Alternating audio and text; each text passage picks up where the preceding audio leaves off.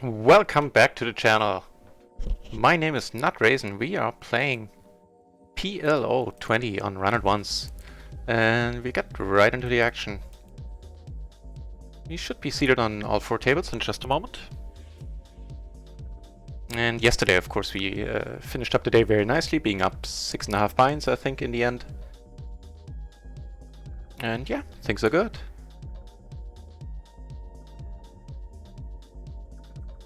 And of course tomorrow there will be another Saturday sprint promotion where it is gonna be where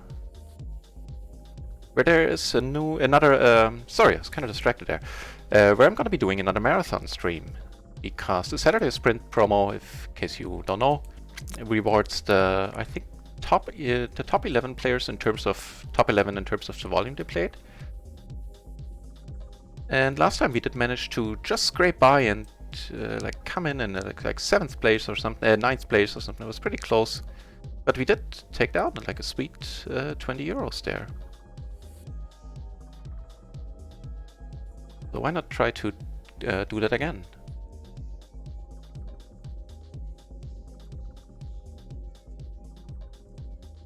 Over here, and the 7, the deuce. I mean, the 7-8 part is nice, but the deuce, nah. Let him have that rake back.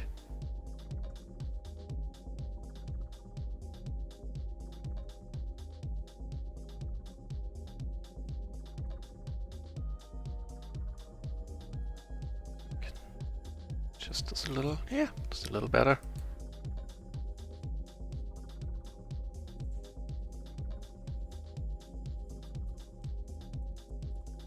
Right, so I played a little off stream earlier, and I think I just about broke even. Of course, did some more studying today, but not much. Didn't have too much time.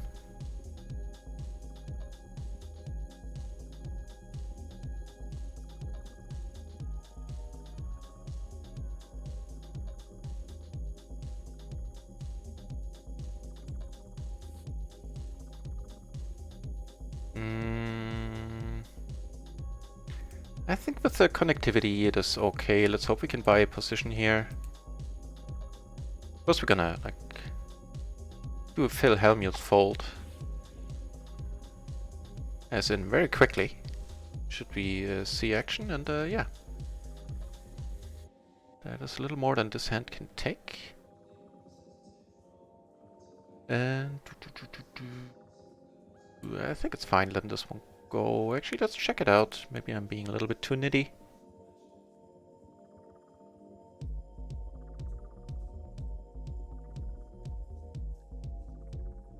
Nah, it's perfectly fine.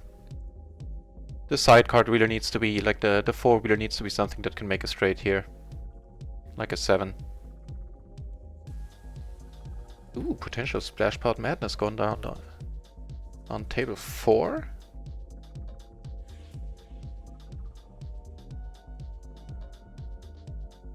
Ooh, I got aces on another table. I will switch over as soon as something comes of it. Looks like there might not. Yep, never mind. Right, so we do have the 6, we have the ace of hearts. I think I don't mind c-betting this on the smaller end. Checking, probably not horrible either. That 6, however, is.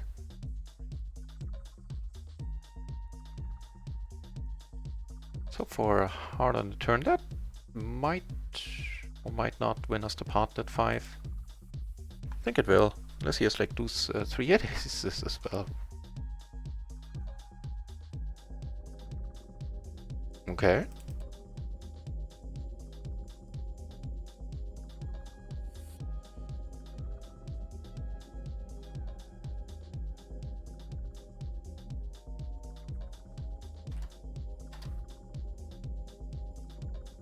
Certainly interesting. Oh, I really wonder what he's raising now. Yes, I don't know. Couldn't even guess. But just calling out of position with aces there, I mean... yeah, I guess.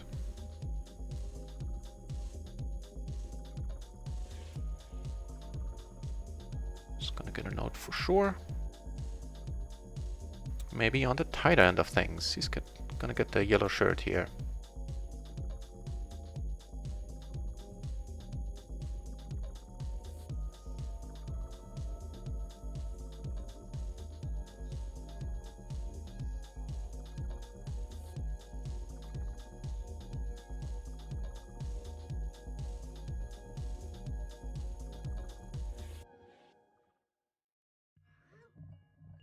Alright, so the studying that I did yesterday or the day before, I don't even know, I think the day before. Oh, and yesterday, yeah, it doesn't matter. Definitely taught me that I was c-betting way too much. It's possible that I'm now over-adjusting and c-betting a little bit too little. But if so, I'll find the right balance, hopefully soon. But yeah, especially out of position, I definitely gonna cut down on my c-betting frequency quite a bit, already have done so.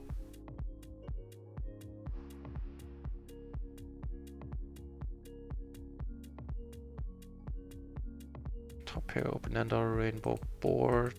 I think it's good. Actually, we could have bet larger here out of position, and I should have. Probably go for the pot right there. Or, you know.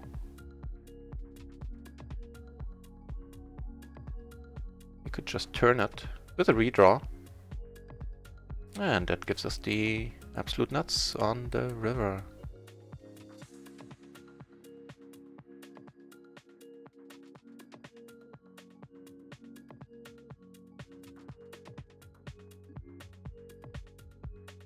So with me having all the nines,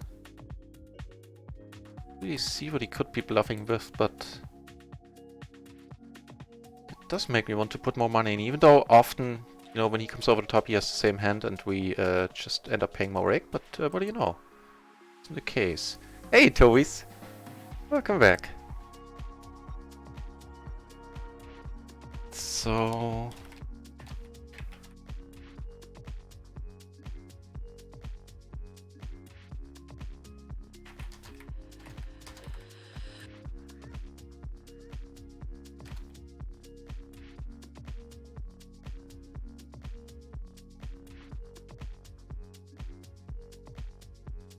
Ooh, we got some stuff going on, hang on. Right, so first of all, here of course we have a nutty hand, I would say, for now. And here, where we call the re-raise, we flop very nice, I'd say. What ends up happening down here? Calls, it is an awesome, awesome turn. One where we are gonna pot, I believe. And here, you know, things don't get any worse. And I think here we're not gonna pot, we're gonna bet 3/4, sounds good. We take it down here. But with so many draws being on the board there, I am fine betting pot and taking it down right away. If he wants to call, then he's most often not getting the price unless he has like the uber draw. Right here, sorry for the wild switching.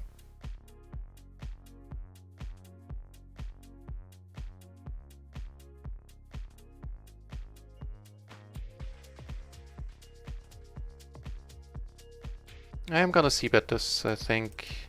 I do have the 10 as a future blocker. And I think I'll let it go.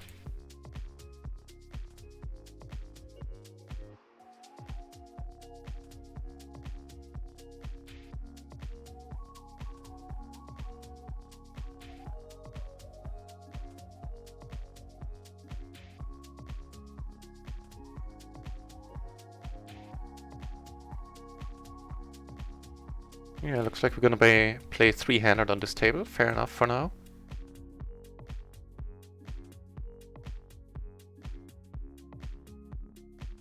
Not the ideal scenario, as you well know by now, but at least not for me. But I really don't want to see this table close.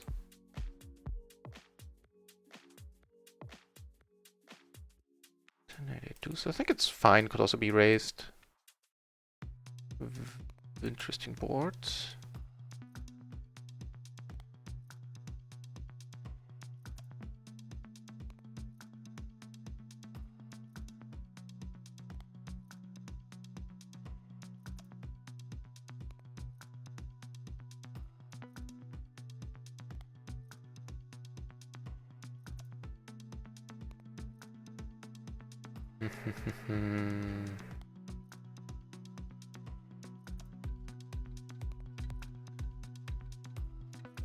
Please don't have 9s. Eh, 10s ain't much better.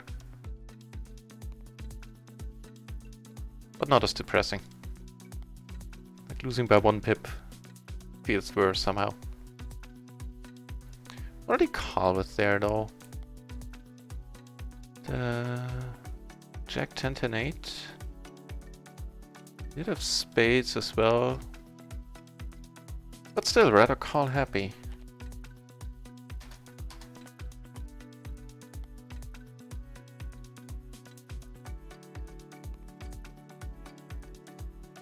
Get a note. In here I know, you know, we do have trips. Nobody showed any interest in this part so far. I don't really see the point in betting though.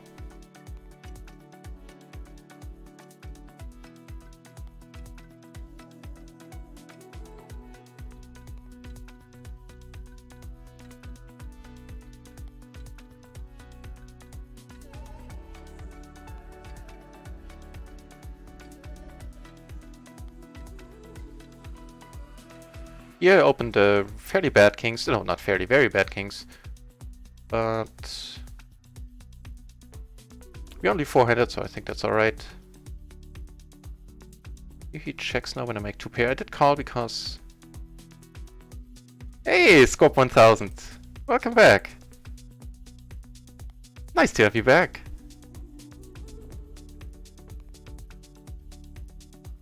And I'm taking that one down.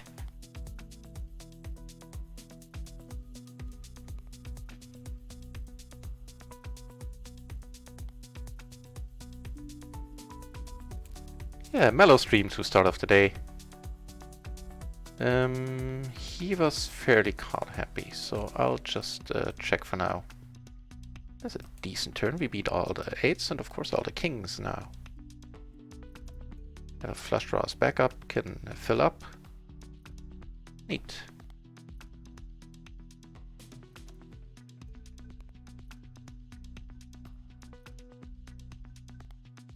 That is okay. With an open-ender, no backdoors, no real blockers, at least no flush blockers really. But we end up turning the nuts on a board where we don't block many flushes, not heavily at least. And again against the call happy dude, I'll just check here. Took it down on table 2. And make the second nuts on table 4. Okay. Here I came over the top. I really don't see him betting again. And I'm fine checking this one down. Complete air, huh?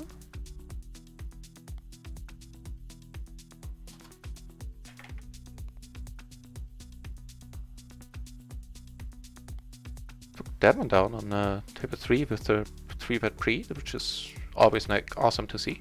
He decided to do the old limp behind because it is a very nice splash.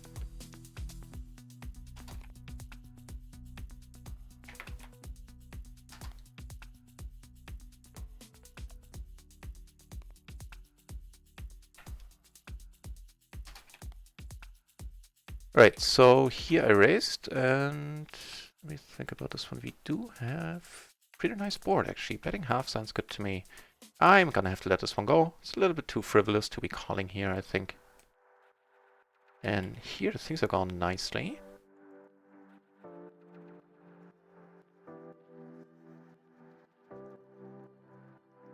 We have some hands on a bunch of tables, so with me blocking the 10, I actually could have bet on the flop right there. Take that one down.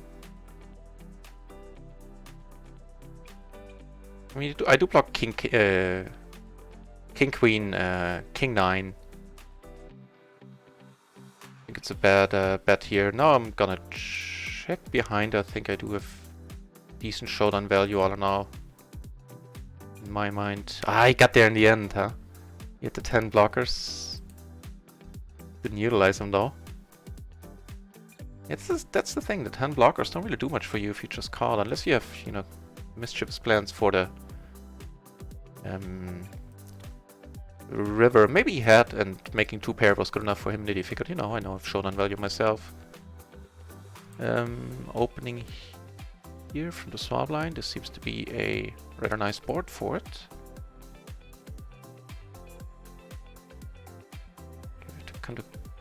Have to come back to this one in a moment. Yeah, I'll check.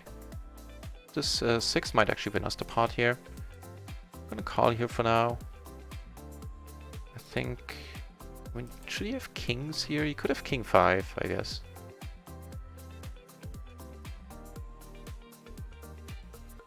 No full house for us. Hearts. Interesting. I don't see it really.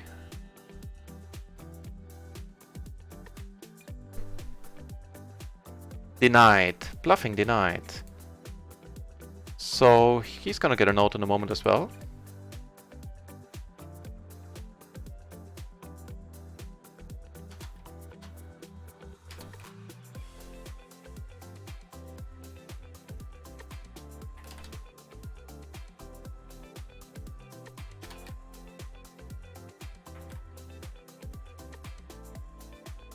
Oof.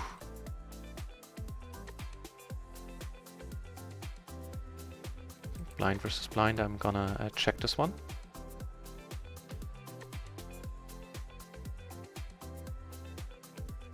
Hopefully now made like a king queen or something. A little bigger than half, so we get some money in the pot here, setting up at least a halfway decent sized river bet.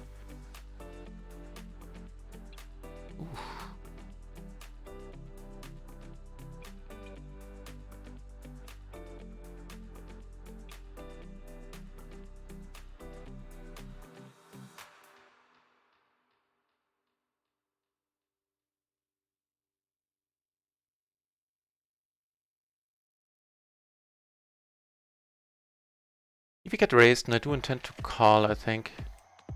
I do have a nice hand to bust high card hands here. Yeah, of course I now potted it. Hoping against Toby as queens.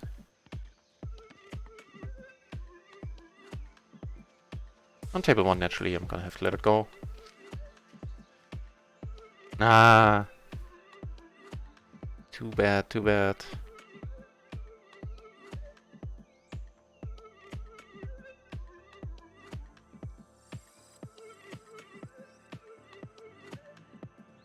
Yeah, so how's it going on your end, Scorp? Things are well, I hope?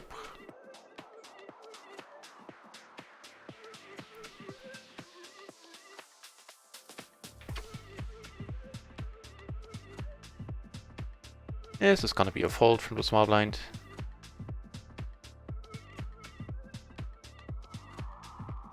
Ooh, see a raise here.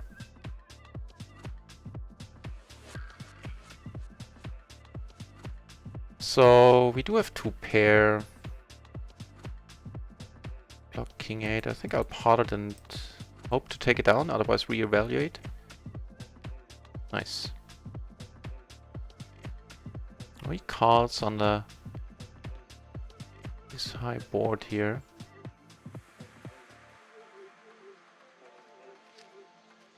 I would say we're gonna see a bet from I guess kings. Okay. That's 10, 9, 8, 5. That was suited. With the 5, I think that is a little bit frisky in his shoes here to hide the yellow shirt. I can make it a 10, 9, 8, 7, 10, 9, 8, 6. Fine, go for the 3-bet for sure. The 5, eh. You lose a lot of value by not being able to use all of your 4 cards to make a straight there.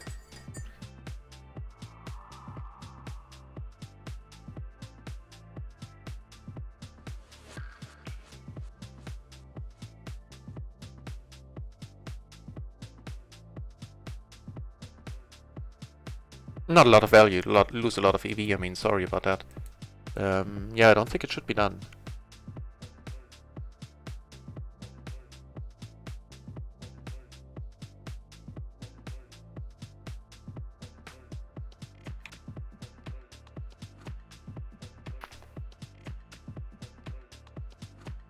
And so far we are up just a little for the session. Certainly finished up nicely yesterday, being up 6.5 binds at the end.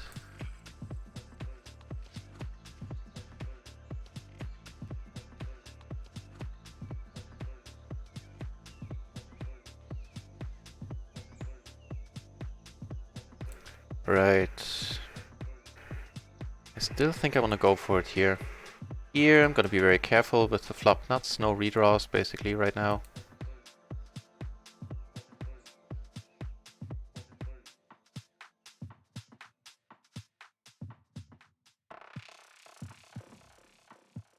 If he comes over the top, he can call. It's not gonna, like, gonna love it, but speaking about things and loving them, this certainly falls into that category here. The river is of course sucky. I'll just check on table 2, see what comes of it. If he has kings, I'm always potting here. I think SPR of 1.5. He bets now.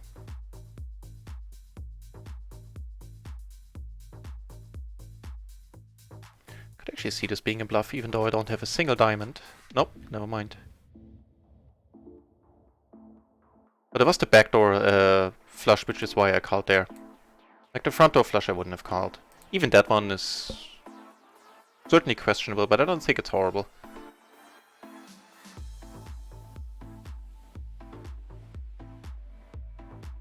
What? On semester break, that's the best part about being a student. Congrats, man. I hope the exams went well.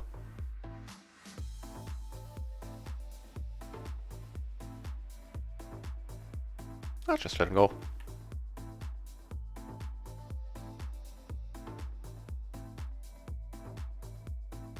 He's sitting out. That's certainly a pity. I hope he comes back. Because I'm not gonna play this, or anyone heads up, I think. It's not my forte. Just checking behind here, sounds good to me.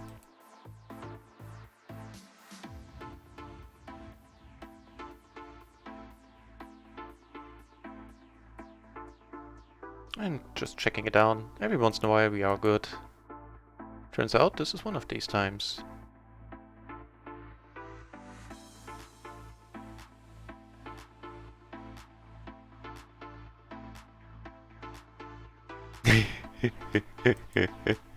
Right on.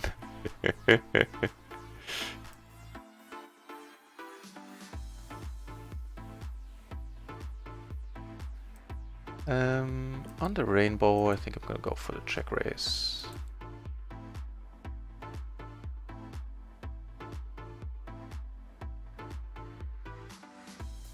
This is a pretty awesome turn, as far as turns are concerned.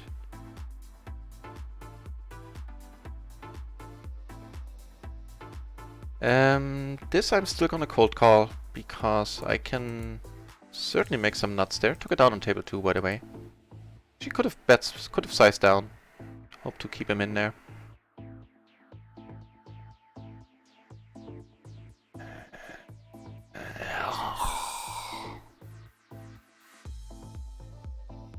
So he is still very deep. If he hit that king or some very favorable board, I'm talking myself into a call here. Ooh, with the nut for the second nut flush draw.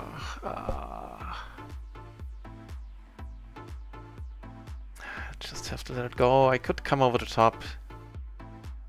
Hope to push this dude out and then hope that my flush draw is live. It's a thing that could be done, I think. Right, so I have a couple of big hands going on a few other tables. At least one big hand. This one here, it just flopped. Bottom set. Right, so here now I have top two, and I think I want to bet them. This is an awesome turn down here. Here, I'm gonna check behind now, not blocking the straight at all. I get raised here. Gonna have to let go with the bet. Yeah, I didn't consider the 10-8 straight getting there at all. That was my bad. Here he checked, and I'm gonna go for hopefully value. Took it down on this table with the straight there. Probably could have checked rainbow board, possibly.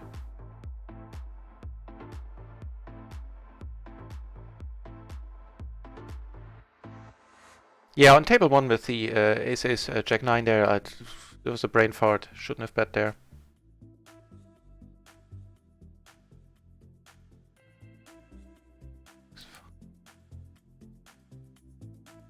This is very thin, but why not? Not thin is making the nuts in the end here. Gonna bet those in a moment. Let's see what happens here though. Get called on the nut flush, which is awesome.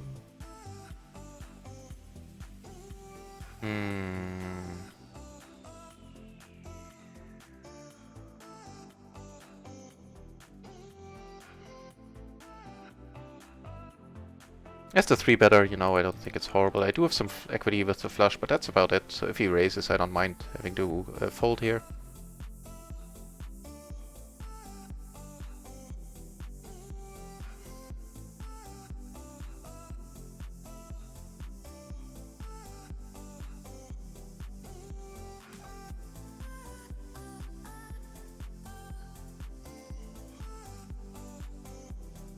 Oh, that's a deep tank, man. Wow, nice.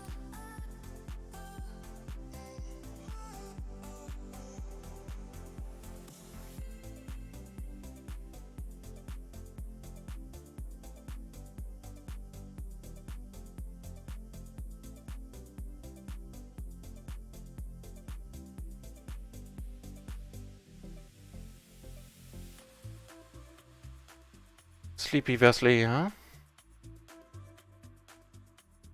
Gonna have to let it go.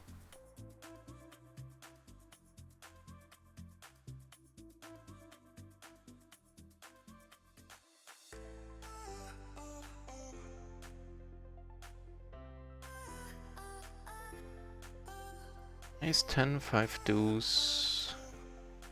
It's iffy. A little bit, I think. I think it can be called. Took it down with a raise, with the open on table 1. 2 pair. Bet and a call, okay. You boys have fun.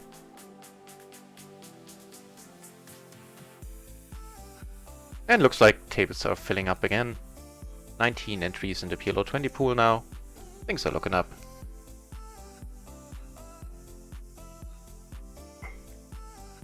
Yeah, man, I wouldn't know where to start at blackjack. I know there's like charts and stuff you can memorize. What ended up happening here? But I hear some people make profits on it. Do you do any card counting, anything like that? It's spades, so Bobby just called with the nut flush there on this table, previous hand. And he had the king high flush. Yeah, tough.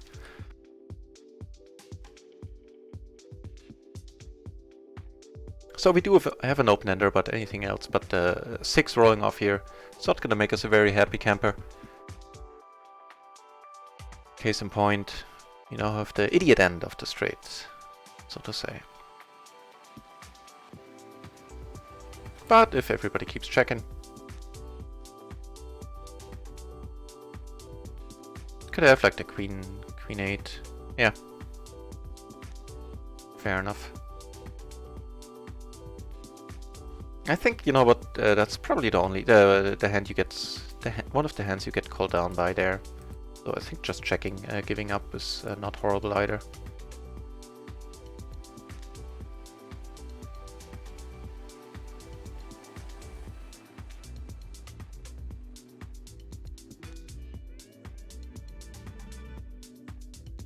Gutter and the back door. Okay, let's take one off.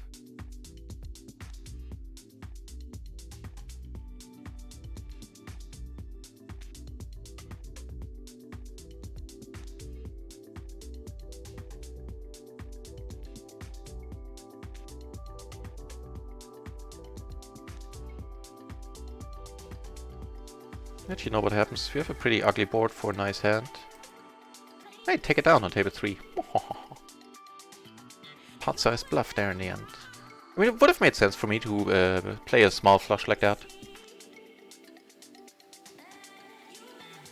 What did he call with pre there? He was on the button. And he called the 10-8-7-5 single suited 2d8, really? Well, you do you, buddy.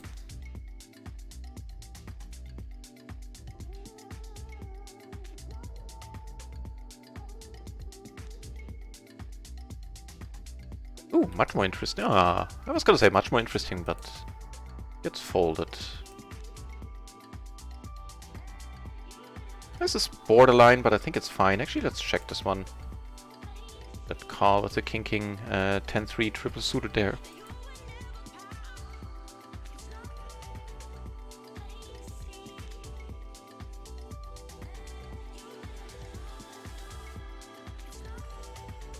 Fine. Perfect. Wait. No, triple suited, no. Then again right. Okay, so if they're triple suited, apparently the side cards, at least with the 10, need to make a straight. If it's king jack, it's a different story still. What we're gonna do here.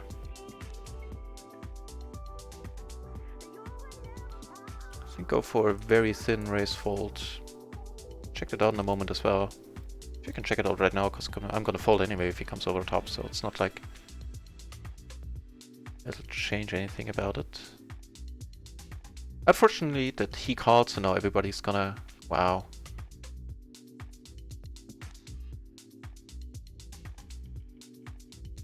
Wow.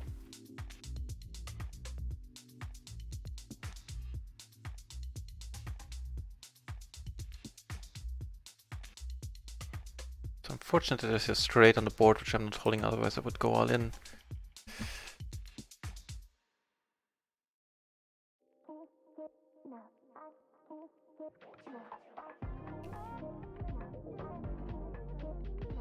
I min-raised on another table. I'll tell you honestly, I have no idea what the move is here. I think going all in is possibly not horrible.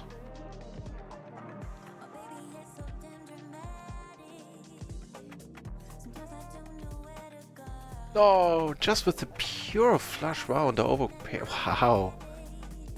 It's unfortunately how to flush as well. But he is certainly...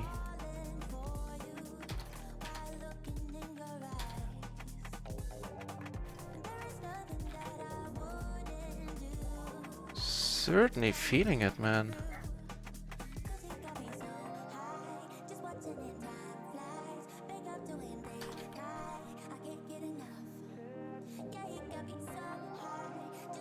Stabbing and flush call happy, huh?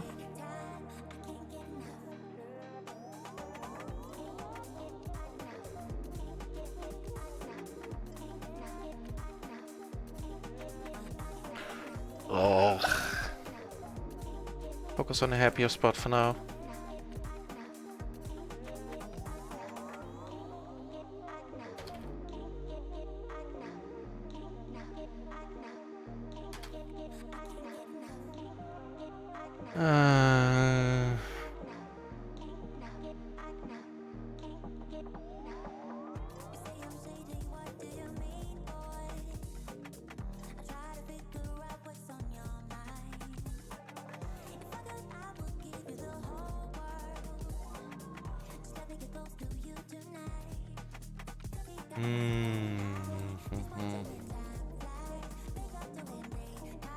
Not a happy spot.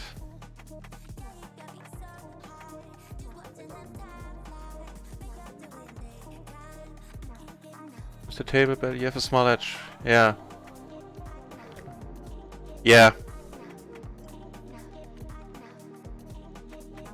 I think in the end, unless you have a very favorable setting like a small shoe, I think, like not too many decks in the shoe, you can then reshuffle and you can card count, then I think you can, yeah, you know, there's been all the movie about it and all that, so you can get a small edge there, but yeah.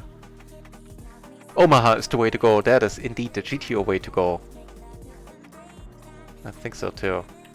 Also GTO is flopping their nuts here. Ah, of course. Never makes it easier. But everybody's checking.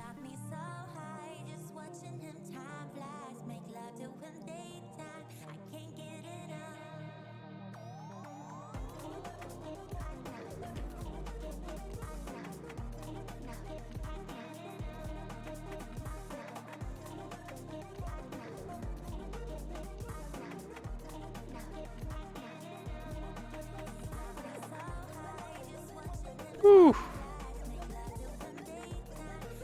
Do it, man. Do it. The jacks are good. No. Again. Me being too... Yeah, you know what? He made a frisky race earlier in a spot like that where he was bluffing. I definitely should have bet. That was me being too trappy once more. Here, I think I'm gonna check this behind. This is certainly a very nice turn, all things considered. He had ace jack, 8 deuce, by the way, on that river to kings. So certainly I play myself. Not going for a little value there.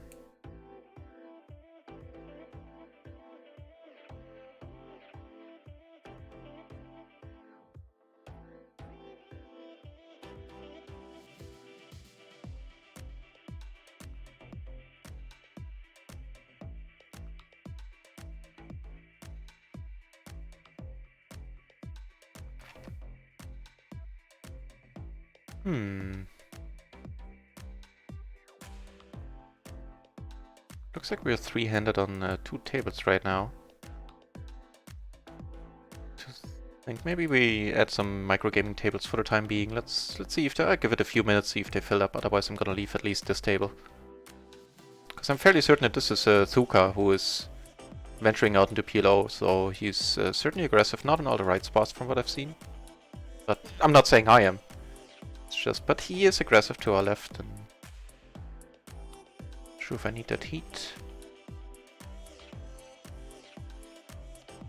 That's a pretty interesting one to start bluffing. We have not only the gutter, but also a bunch of future blockers. And of course we could just casually make the nuts here. We do have the nuts, we block all the straight flushes. Actually could make one ourselves.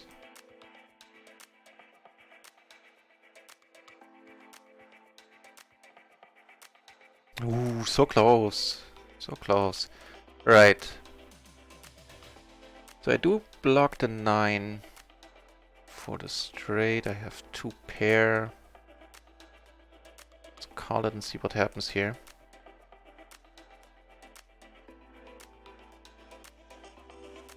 Jack pairs, and I'm gonna have to let it go in a moment.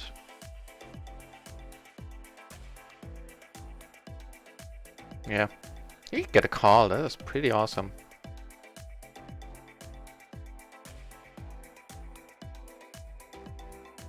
What do you end up calling with there? 10 high clubs. So he had nothing but the king 10 9 3. So he had a pair of 3s and a 10 high flush draw. That is the kind of player I would like to have on my table. Well, maybe things are looking up. We have a loose aggressive who returned to the table apparently. Or maybe that display here is an error.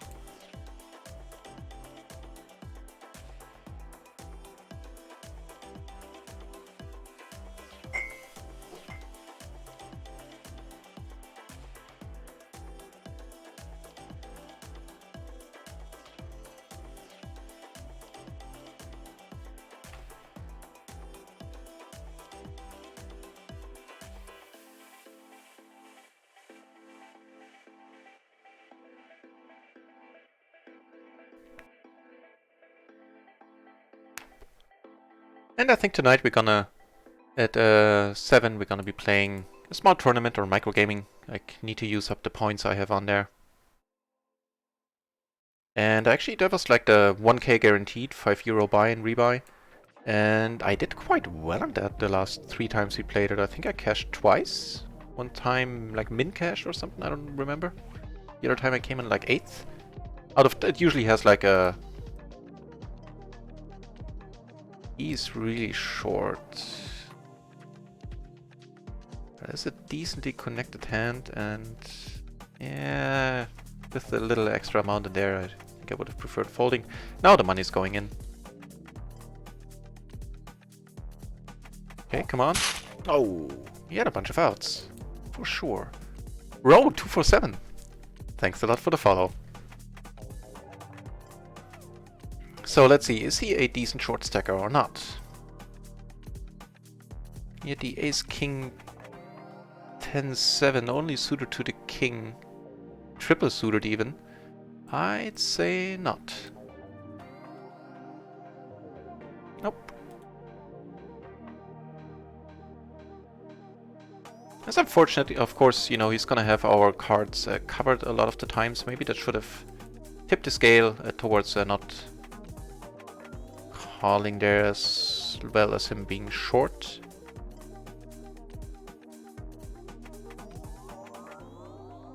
Here we have to force and we have to flush draw. Let's take one off.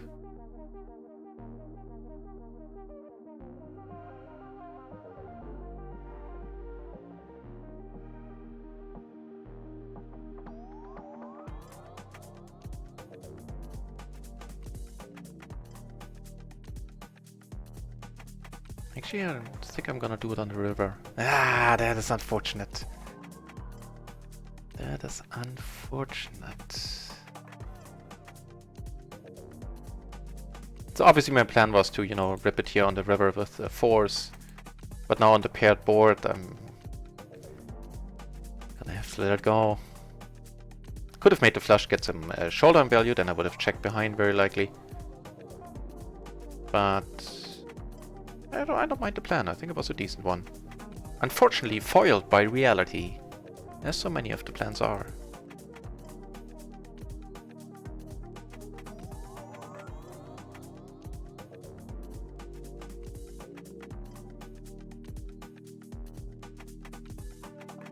Right, so I'm curious with the gutter and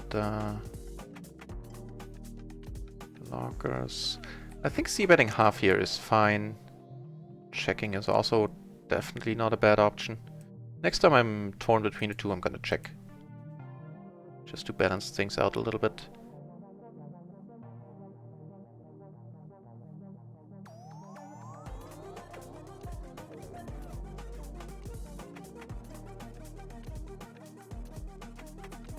Ooh, what do you know? What's that for board? Take it down on table 2 with the c-bet on the turn. In here, since I am free rolling him quite hard, hopefully, I think I'm gonna go with it right away. Oh, and actually I'm short anyway, duh, didn't really notice that.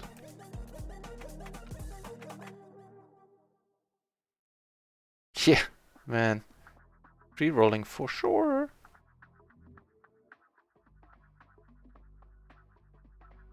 Again, I'm gonna call, hope for a safe turn. Damn you, reality. Oh lord. I had plans. But he is checking, which is certainly interesting. And if he checks again, I'm certainly gonna bomb this river now. Sorry, here. I had the wrong table there.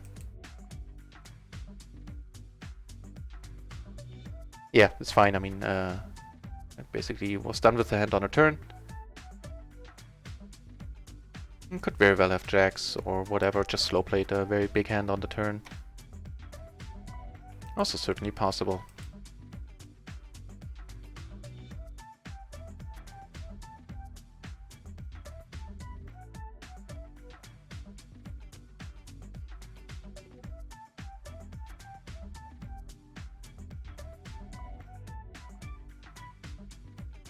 That is a board to check on, I would think. Keep the pot small, hopefully. If he bets, I'm gonna have to let it go. I have no blockers, no backdoors, really.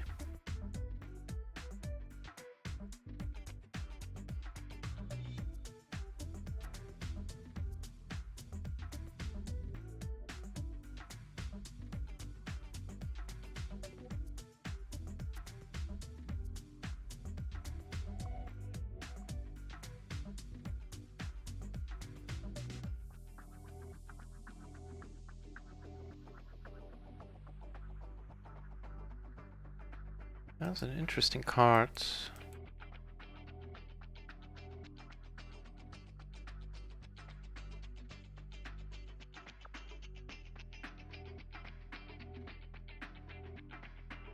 We do block, of course, 10-7, 10-8.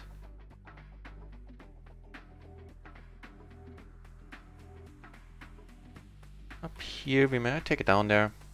We make a straight. On a paired board though. That is not a bad card. It really cuts down on the amount of full houses he can have.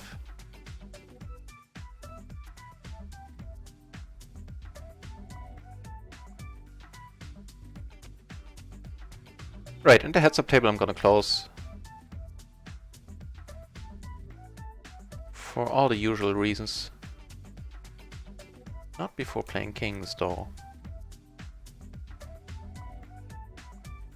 Heads up, I don't think I'll be folding if he comes over the top, even the crappy kings.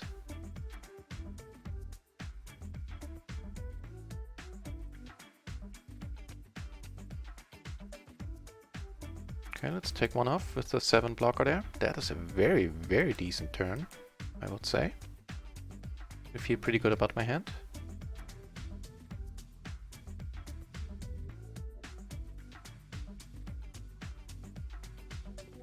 Now, if we get raised here, I rarely see this as a bluff. I think I've ever seen it as a bluff. Here...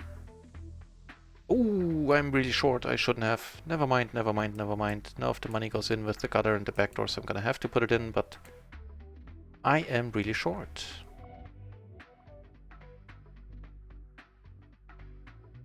Yeah, the money is going in here on table 4 now with the open, with the wrap. It's unfortunate. I get called here, which is a good sign, and I end up taking it down here, doubling up, which is also a good sign.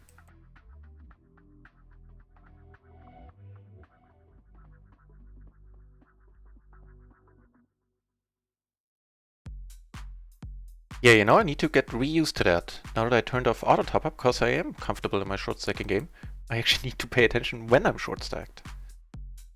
That I am short stacked. It has to be like a crucial part of that plan.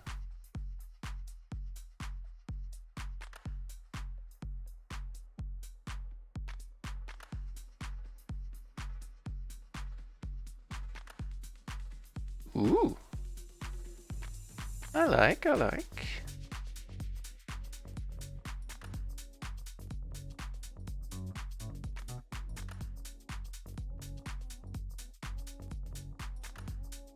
Take it down pre. Never a horrible scenario.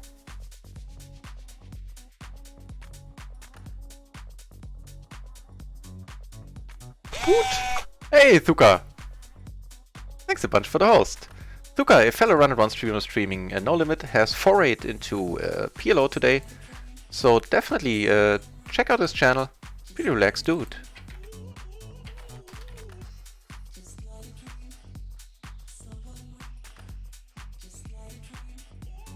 Yeah, thanks for the host, buddy. We have a gutter and that is it. Guess we have a bunch of blockers.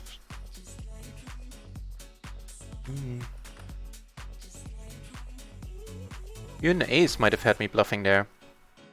The jack.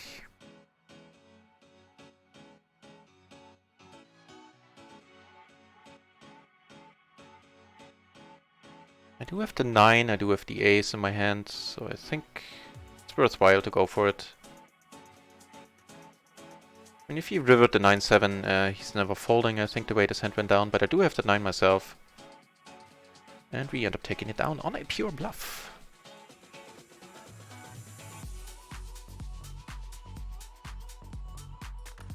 I think that is the main reason why I'm enjoying the deep stacked or full stacked PLO so much. There wasn't that much bluffing going on as a short stack. And then in limit hold'em back in the day, it was very rarely that you could bluff. And so I never really thought I was the type for it. Turns out I enjoy it immensely. Within reason, of course.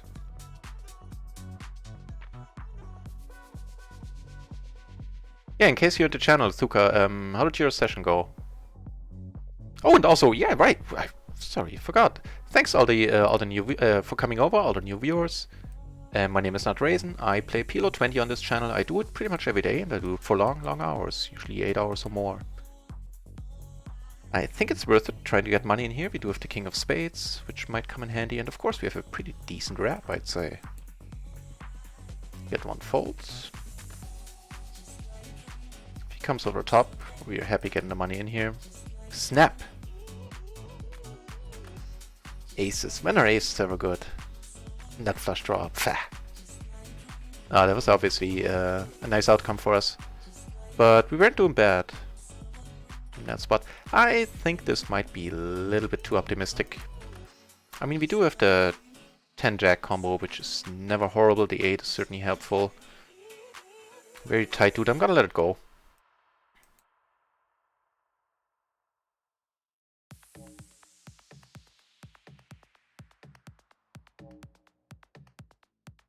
Thanks a lot, buddy.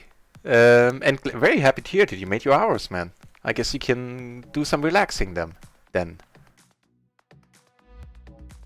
Yeah, awesome. Get that rake back.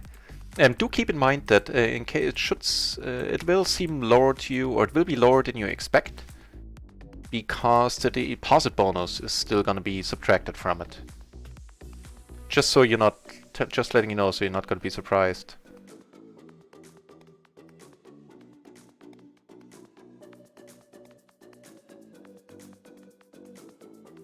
And speaking of which, I am more than halfway done with my deposit bonus. And for the day, we're down 1.5 binds, by the way, right now, so nothing horrible. Certainly did some of that to myself. But nothing too stupid. So I'm happy with how things are going right now. Right, the deposit bonus, let me check.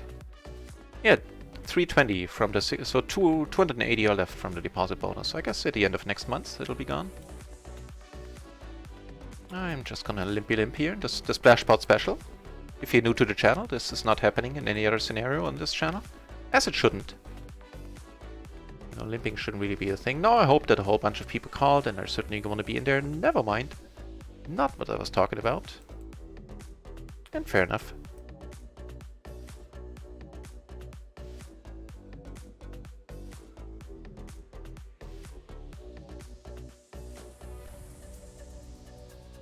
Wouldn't have been a very exciting flop all in all, I think.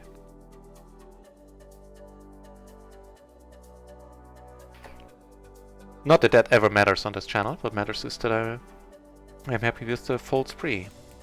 How can you just call when you have 260 left there? What the deuce? LV! What's happening? Wait, I'm gonna need to check that hand out in a moment. Hey, welcome back, LV.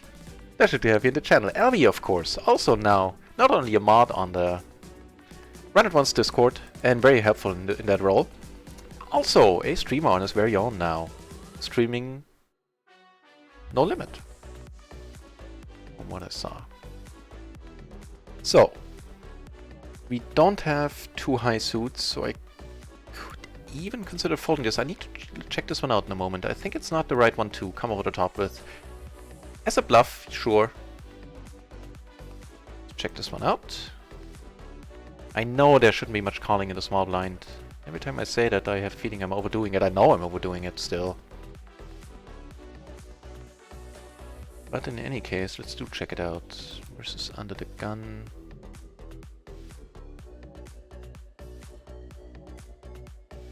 Yeah, just a straight up fold. Okay, next time I will. And it's as I said, like if it's the other way around, it should be a raise fold at that.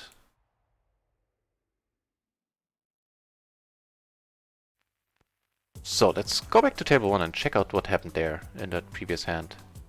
On the 10-5-3 board with the 2 hearts. So this dude came over... He raised, he didn't come over the top, he just raised. And this dude came over the top. So Angelo had Ace, King, Queen, Jack. Single suited, that's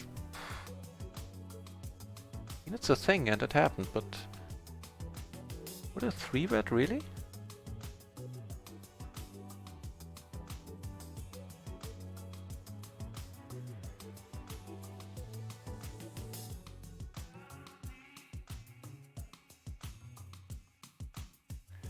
And he opened ace, 8, 5, 4, double suited. That part I do understand. But he certainly deserves a note. 3-bet. Ace, king, queen, jack, single suited. 2. Wait. No, rainbow. Is he really rainbow there? Clubs, spades, hearts, diamonds. Yeah, wow. Wow.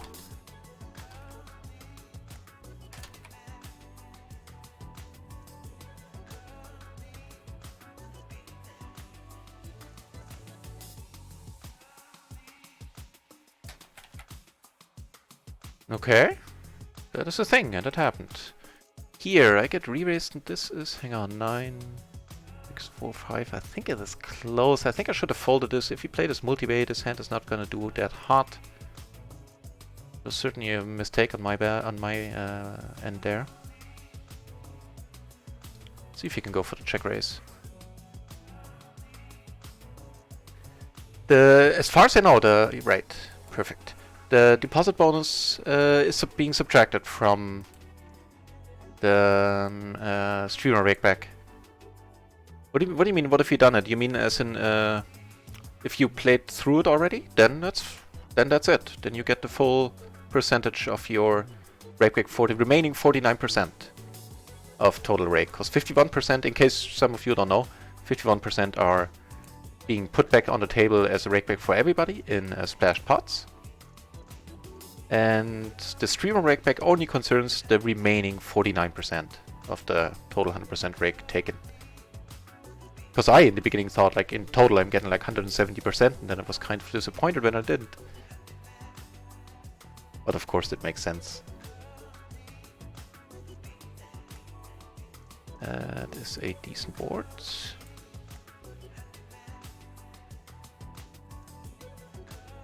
I don't think that is too worrying. Also, we do have flush outs now.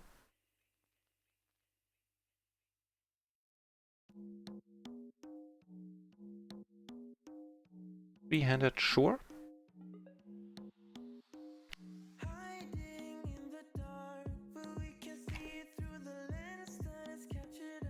Top and bottom.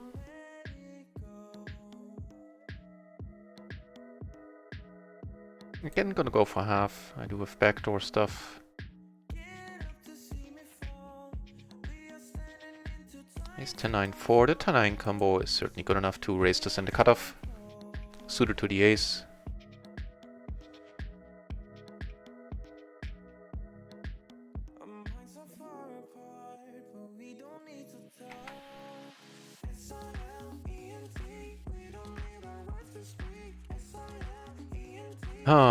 So here I get raised, and I think I'll let this one go. Here, I mean, sorry. Here I have 3 pairs.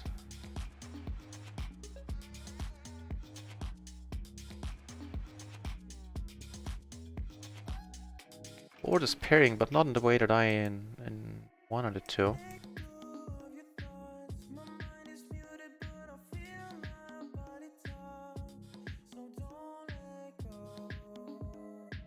Here I am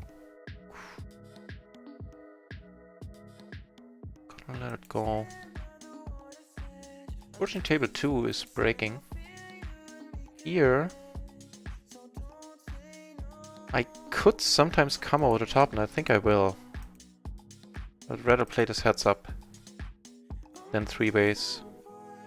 Yeah, money's going in. That is certainly not bad. If he calls, then we still might actually be in an awesome spot if they both have high cards. Speaking of awesome spots, having the nuts here is certainly nice. Having aces on another table is also great. Aces against another. Come on, do it for us. 10-6. This is good. Yes! Aces! No good! And a huge splash right afterwards. Here the board pairs. I don't think that is too worrying. I get re-raised with the aces, which is not worrying at all. So this dude here is certainly very call happy. Took it down on table 2, by the way, with the bet. And Billy isn't happy, I know that. Ooh. Well, the money's going in at this SPR. I'm not doing anything but putting it in.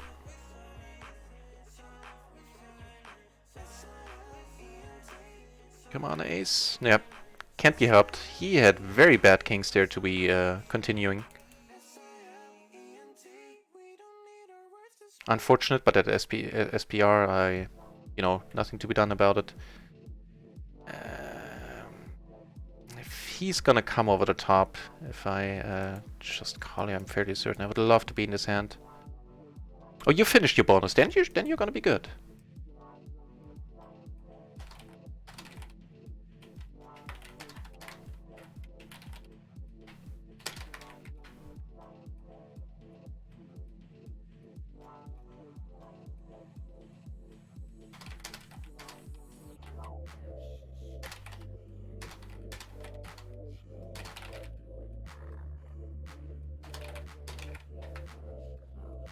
Here, this one I'm gonna call, of course.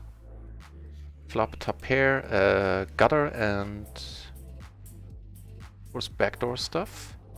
Oh, hang on, Queen 9, 8, 6.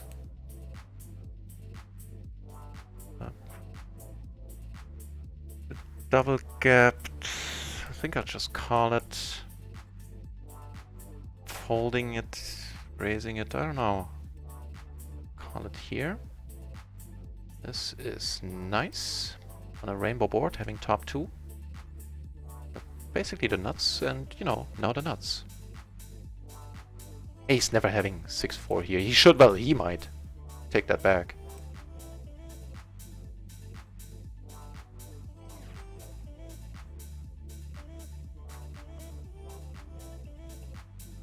He left. And do we end up making something here? No, not quite, do we? For some reason I can't read my hand on this table, hang on. No.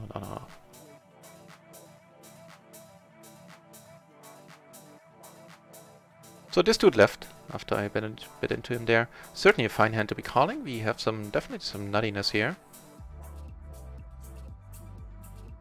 And right now we have a gutter to the nuts, an overpair, and I guess a whole bunch of blockers. Wow.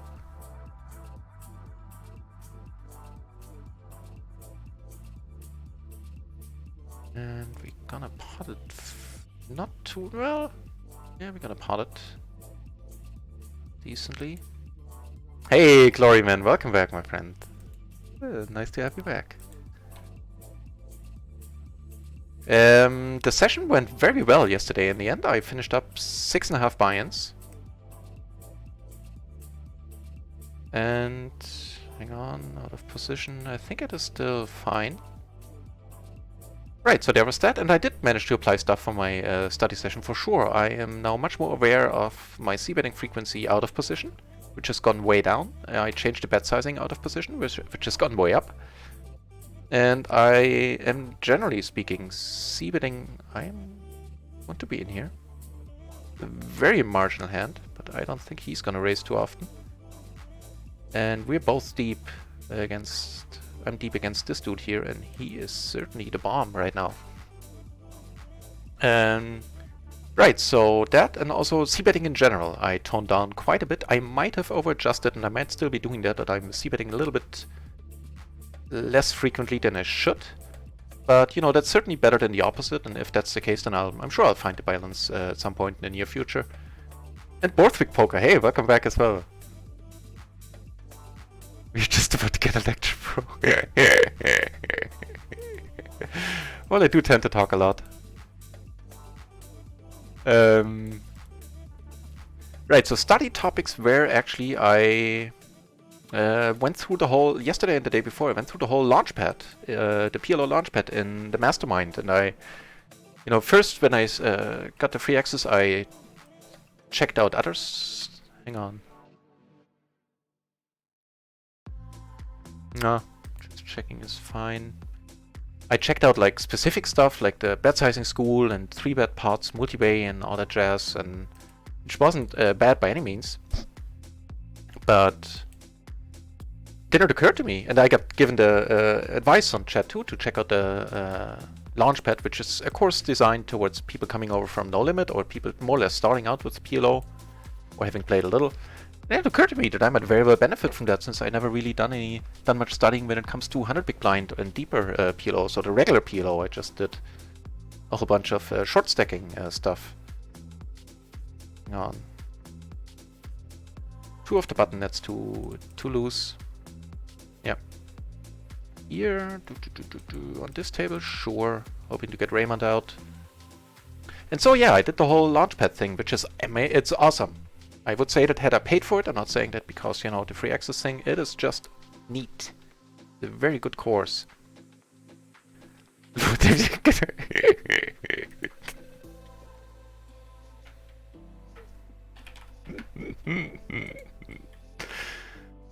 Okay. Yeah, it's really thin, but, you know, liking to play hands against him, we do fluff an open-ender.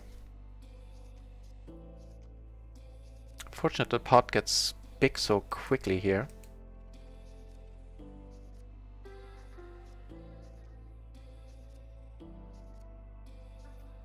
I think there'll be better spots.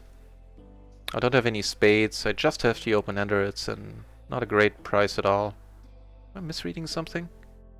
No, I would need a 6 to make a straight. Just double checking up on myself here.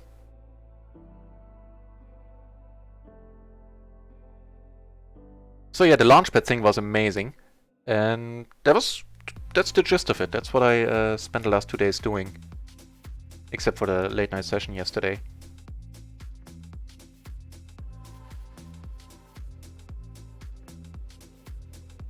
So we are certainly going to play a big pot against Eowyn at some point here, by the way. I think.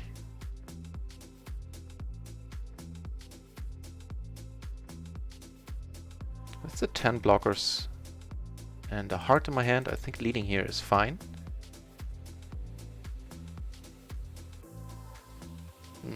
Not the turn I was looking for. I'm gonna just have to check fold now. But I think it's worthwhile to do that into 3 opponents every once in a while with the excellent 10 blockers here. If no heart rolls off, make it like a deuce or even an ace, whatever. The queen. I'm gonna bomb this flop, this turn pretty hard. And I think that is reasonable.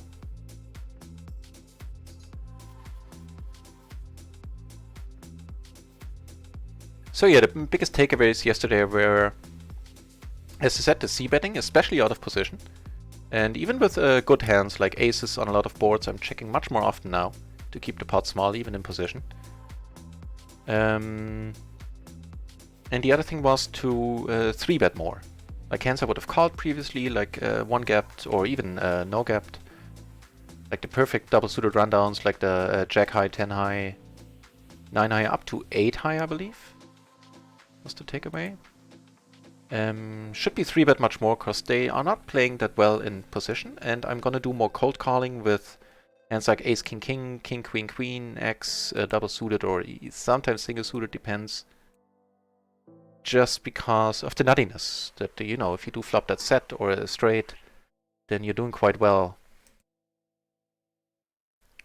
Where, you know, previously I would have like 3-bet certain ace, king, king combos, which I still might do against in very specific spots against, you know, pink shirts.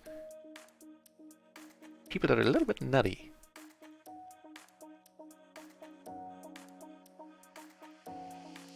Very nice, Borthwick. So I'm assuming you took a bunch of my money on the PLO 20 tables. As a mastermind member from the beginning, I expect your toolkit is a lot more varied and better filled than mine is. Your PLO toolkit. I'm glad to hear that you're moving up.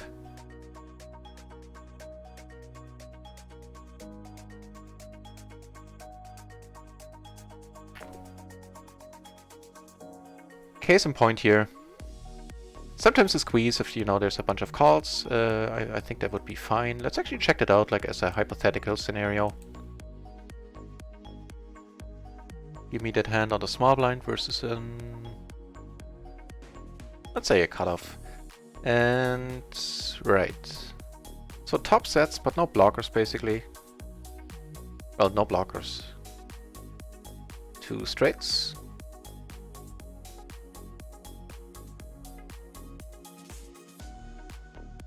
But they do both check. I have a very, very sweet hand on another table. Hail to the Redskins! I am aspiring to, yeah. I used to in the past, like semi-professionally some time ago. And professionally years and years ago in Limit Poker. And now I'm aspiring to take it down here. Do it professionally. This is awesome. Of course, you know, I'm not trying to make a living on PLO 20. I'm just getting...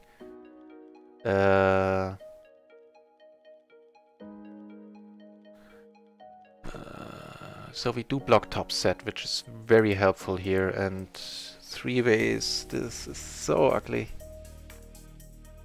But the pot is just so great. I expect to...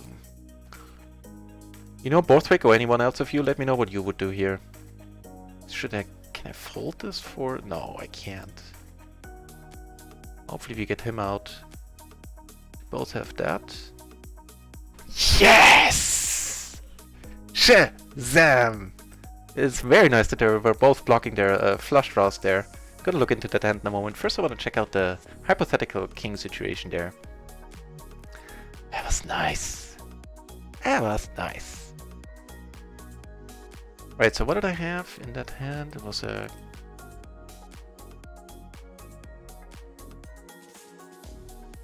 King 3-6, so I can't see the hand right now on that table apparently. God, it was like King Jack 8, I think. Thing is suited. Yeah, that would be perfect as a raise fold. Right, so let me catch up with the chat. That was a little bit...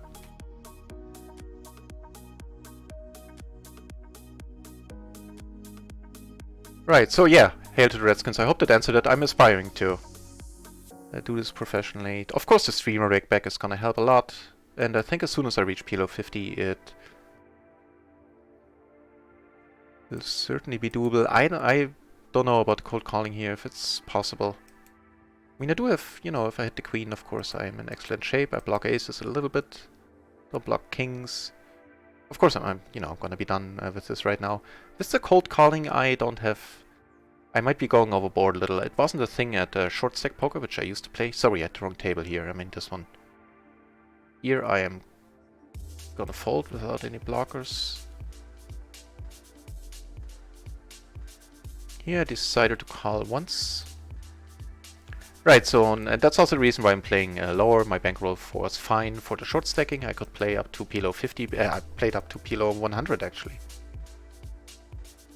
And sometimes 200 if the right people sat. But those were very vastly different bankroll requirements at 30 big blinds. Now, so which is also a reason why I can't play PLO just yet. Also learning everything that I need to learn. This is awesome. I prefer, and while I do that, I prefer my mistakes to be on the cheaper end.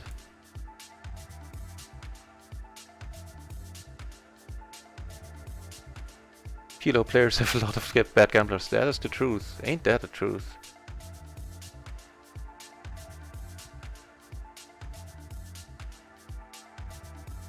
Ooh. Well, unless he has quads. Ooh, that was a proper bad beat, my friend, there, with the king rolling off. Lol. Well, you should have smelled something. When I, you know, kept raising.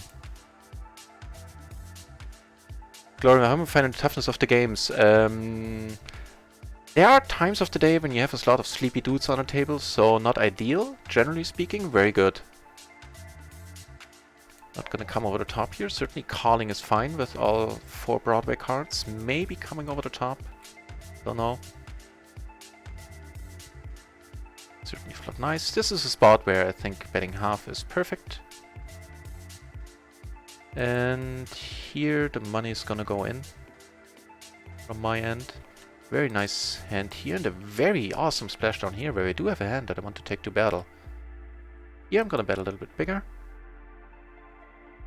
So he bets it, and I could come over the top, or I could call. And I think I will call. Here I'm gonna raise. Things are happening all over the place. Hang on, before I catch up with the chat a little more. Took it down on table 2.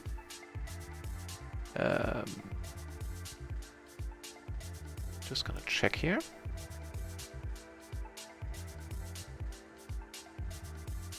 This is very unfortunate. I'm gonna have to let it go. He bets pot. I do have to pair the open-ender backdoor stuff. Certainly gonna call. I mean, I do have a gutter and all that jazz, but still. Here, I couldn't do anything on the... I could have done something on the... Actually, I could have. With clubs. Oh, it's played. I'm just gonna check it down. This one is iffy. How deep is he? If we gotta have the backdoors for a full pot. If it was really deep, sure, let's go for it. Let's call. Dodging cards, right? Hey, also welcome back, folks.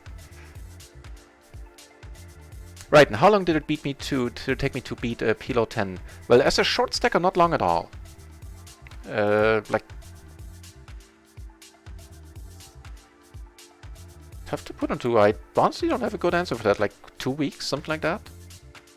As a short stacker, and as a... You know, then when Run It Once opened, that was the first time... Except for the very first month. So I played short stacking for 16 months. And a month before that, I took a month off and played... Like of everything, and played 40, 60 hours a week. PLO 2 and PLO 4, just to get a feel for the game and see if I, you know, really like it. Actually, let's go for it. And so that was the only time I played 100 big blind and deeper poker. PLO. And when Run It Once opened, I moved up my volume over. Second day, I applied for the streamer promotion, because I thought, why not? And long story short, that's when I started playing proper PLO. And I beat it almost right away. Oh, I beat it right away. The first month I was up, including like the streamer rakeback, excluding the streamer rakeback, like 90 something buy-ins, 93, 94, something. It was pretty insane. This is still a fold, I believe. I checked this one out. Let me check it out again. No, it looks nitty, but I think it's alright. Yeah, and fold it is. Oh, good for me, for, you know, slowly committing stuff to memory. Yeah, and truth be told, on PLO 20, I am breaking even right now for the month, I believe, more or less. But while a part of my losses, you know, part of the reason why I'm breaking even is certainly making mistakes, and certainly enough of them. I also do blame the dealer, and I think rightfully so. I had a pretty tough month EV-wise, I think.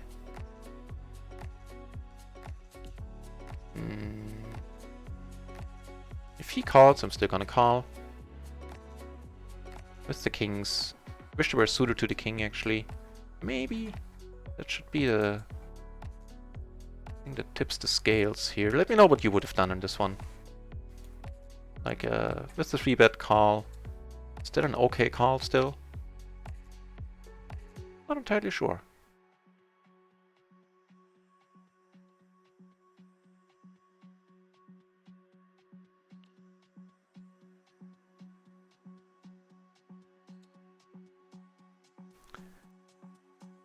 Here the aces, here the other two kings, okay, but worse ones.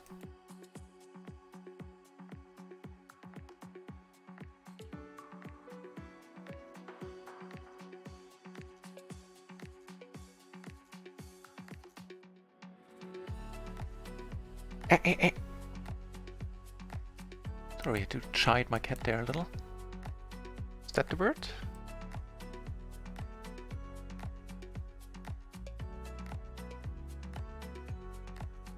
Let's watch what's going on here. Yeah, I got a few. Hang on, back in a second. Ooh, first let's do this. I have to feed the cat, hang on.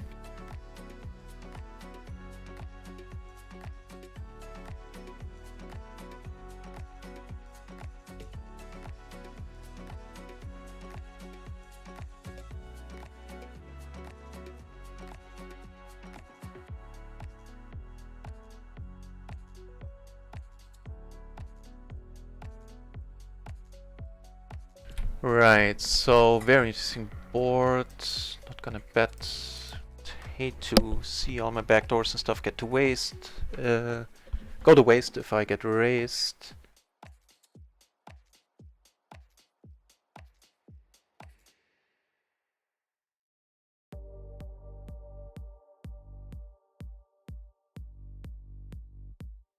I think it's certainly conceivable that I played like kings or queens like this. I'm not blocking kings. That should have given me pause here. Yeah, it was insane, Gloryman. It really was properly insane there. Yeah, and I wasn't blocking kings. That was... I should have thought of that. Gloryman, I don't know. I could only guess, because I have no idea how many hands I played that month. And until I can download the hands and import them, I could only guess. So here, of course, I have the tens now. A rainbow board, no less. And truth be told, in those... yep, gonna go for it again. In those 95 binds, there were also at that time like 13 or 17 of those binds were courtesy of the deposit bonus. But the streamer rakeback is not included. So a double gutter, both of which would be to the nuts, and a backdoor flush draw. I think I want to take one off here. Because the deuce is certainly gonna... Wait, the deuce wouldn't give me a straight. What am I talking about? I had a single gutter. Oh, my bad there. You excuse me.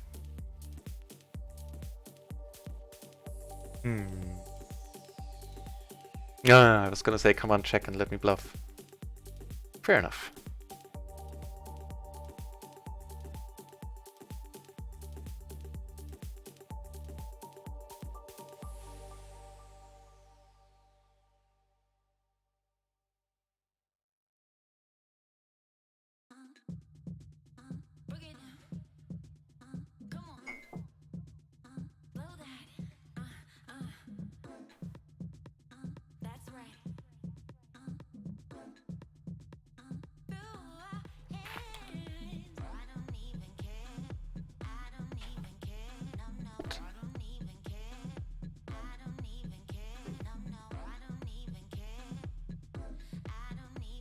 Yeah, I think somebody, Gloryman, did some rough calculations and said it was like 13 big blinds or something per 100.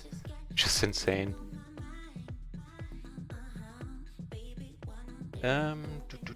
Button. I don't think I need to raise this.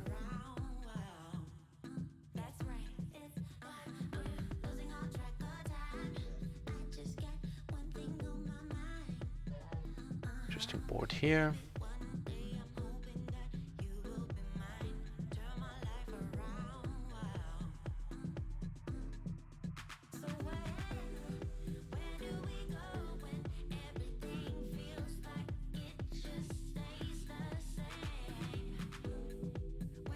I spent all your time with the charts. This is certainly a very happy river here.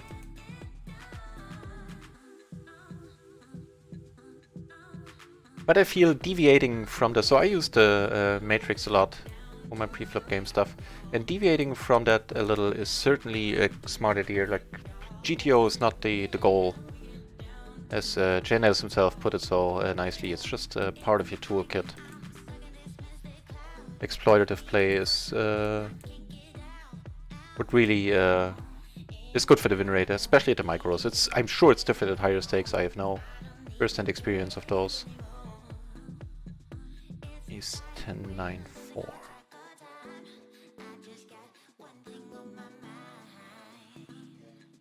Let's check out if this could be a call. I'm fairly certain it shouldn't be a raise. I'll wait until the pre-flop is over though. Cool. This is a decent board, I would say. With a 9 in my hand, I think I'll raise this right away. Is 10-9-4, huh? Button versus cutoff. It's actually a raise fold, tell a lie. 9-3 would be a raise call, so not a huge thing. I don't think it's a huge difference there.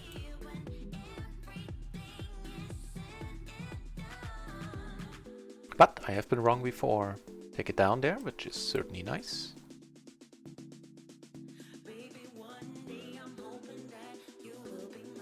Yeah, the charts. I mean, Gloryman is certainly gonna. Borthwick is certainly gonna have answered by now, but the charts are like Excel files, like very extensive Excel files that have all the solver solutions to preflop stuff. And actually, it's been a while since I looked in them. I don't know if they have postflop stuff in there. And they're extensive as heck. But I still prefer paying for the matrix because I'm more of a visual learner. So having graphics is good for me.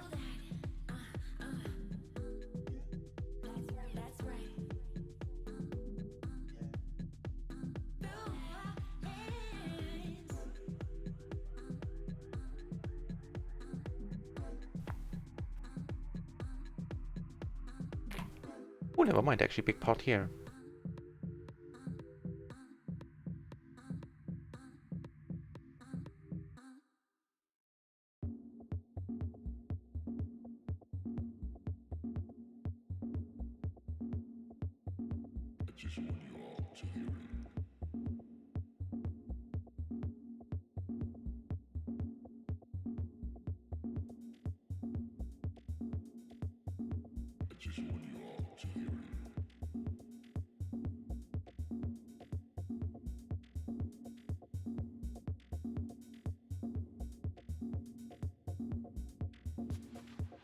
What happened there in the end? Was it? Okay, no, he's didn't see a river.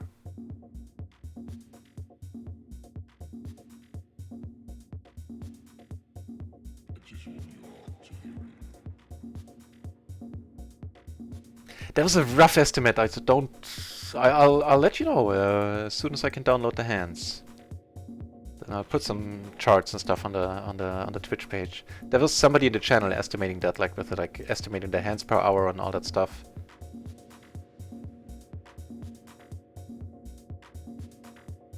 Hmm.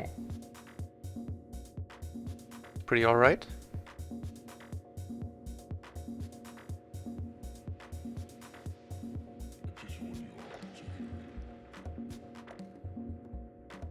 Giving us the nuts. It's unfortunate that we have a 4. Kind of. Blocking stuff here. Yeah. Probably another check with the 4 in my hand is the way to go there. We're never gonna win a huge pot there. I think rarely, unless, you know, somebody has a day at the under full. Soon you'll be at high stakes. You know, figures. PLO 50 would be pretty high stakes for me, playing those with 100 big blinds.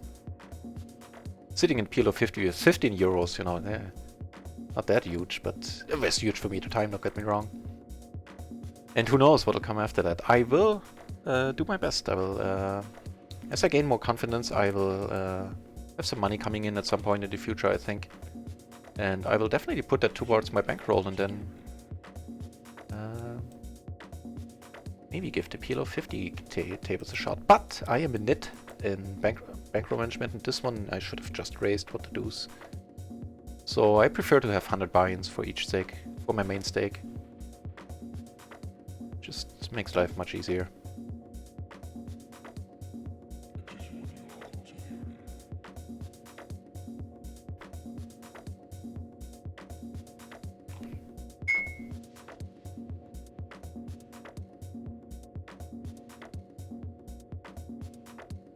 This one, I think, is a fold under the gun.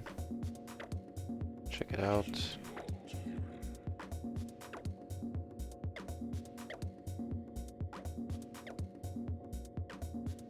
Interesting, so the queen 10 wouldn't be. I guess because of the 10-9 combo then. And of course the jack 10, I wouldn't have folded that either. Interesting stuff.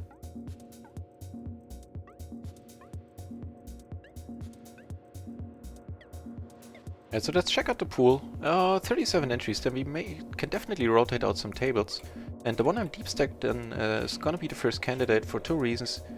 I have a very tight dude to my left who has a very decent stack. And just generally speaking, this table isn't that hard. 3 dudes sleeping. Wait, what's going on here? This is gonna be a race. Yeah, I'm gonna rotate out table 4 there in a moment. Only tight aggro dude and dudes or very tight players. And I don't really need that. Right. This is a good candidate, sorry, to check.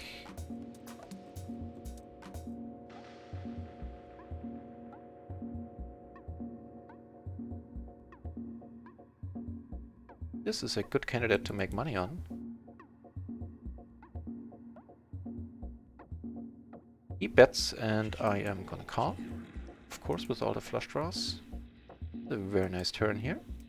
Took it out on table 3. Here I have 2 pair. Okay.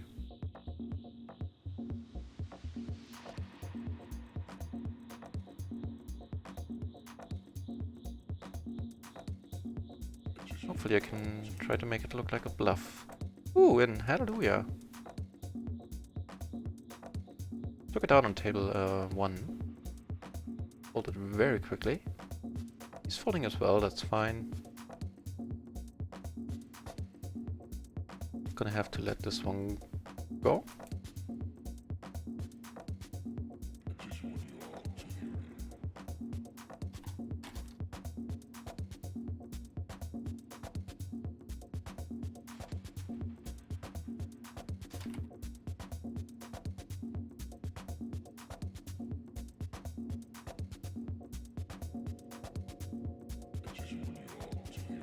Just gonna take a note of him that he let out there. Like if he just keeps doing that, then... Der Alte! Welcome back to the channel, man. Wait. Thing. We won! We had an 80 euro stack on another table just now. Here I have a pair, the gutter, sure.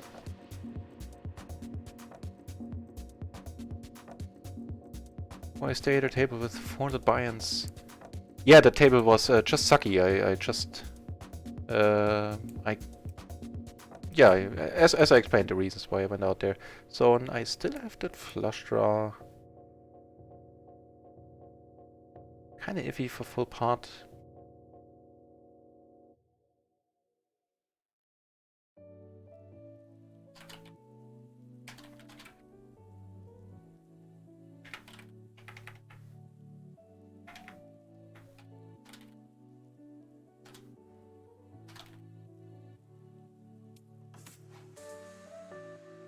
Right, so this is definitely a 3 or occasionally even 4 betting hand.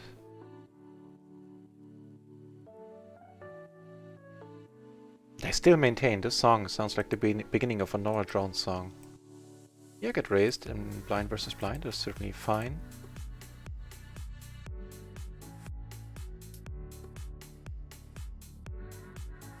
I have to let this one go, and I'm certainly gonna see bet here.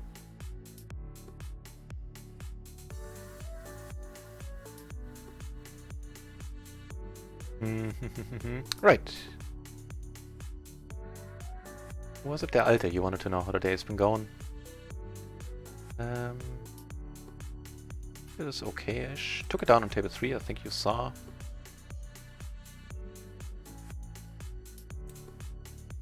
And we're up 1.5 buy-ins right now. This is gonna help in that endeavor.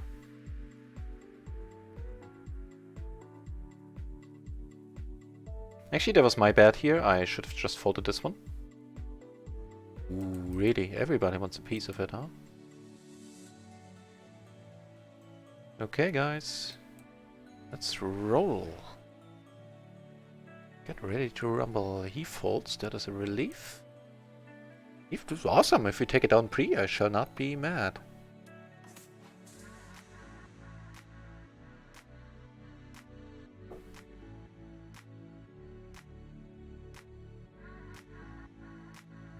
The FX power buffer.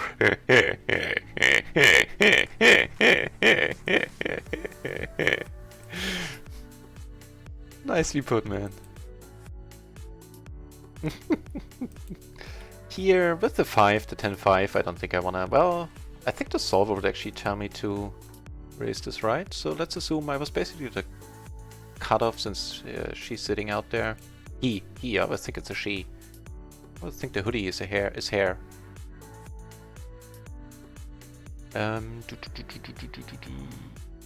Cut off. It's queen 10 8 5, I believe. Did a double suited. No! With the 8 6 it's fine, but with the 8 5 it's I was correct. Neat.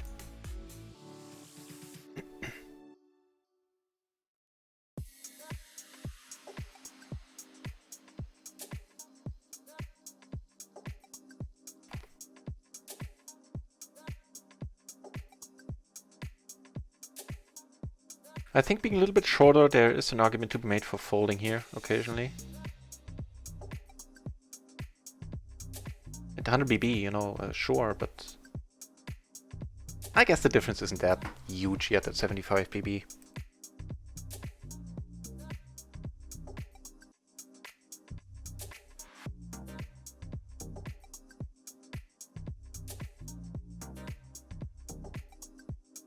This is a decent leading board. I can definitely call a raise.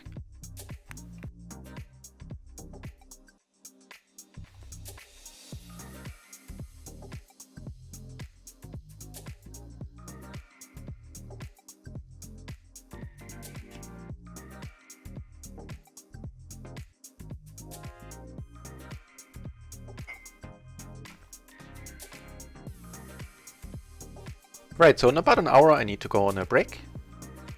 Go for the doggy walk and all that stuff, and then be back for the night session with a tournament, or for the first session of the night with a tournament.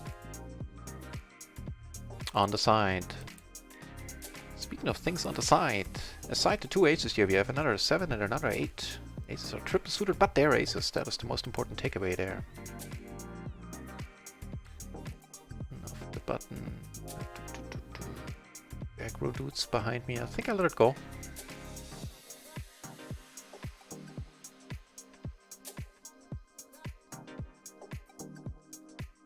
Up here I raised. I'm not gonna do anything. I do block the kings by proxy though. Sort of. You know, by having a lot of cards that kings come with. King queen, king 10, king ace. I'm actually gonna go for it.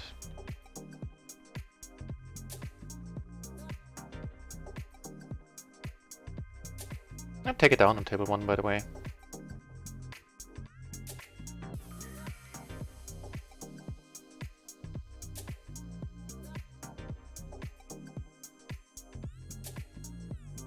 So I do have the 8. I have the 8 as a blocker. I have the 7. But I have no spades. I don't mind checking here.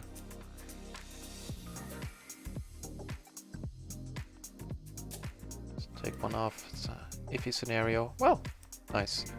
If he has queens or 5s, he has queens or 5s. Certainly got a my fair share of luck here. I hope. No snap call, no snap call, no snap call. Queens, huh? Really crappy queens, my friend. Wow. Good for you.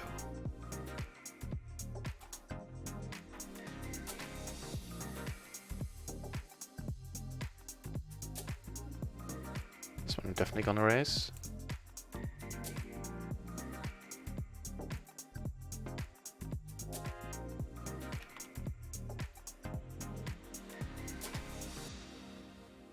Did he actually raise those on the button? I guess on the button it's raisable.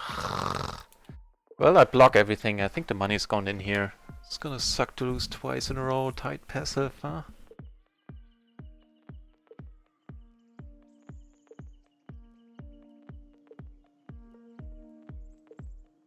Oh, not like this! Not like this! We had the exact same hand. And I had the ace of hearts as well. Ah, lordy lord. Let me know how horrible that was, that call. Like, seriously, if you have an opinion about it, let me know.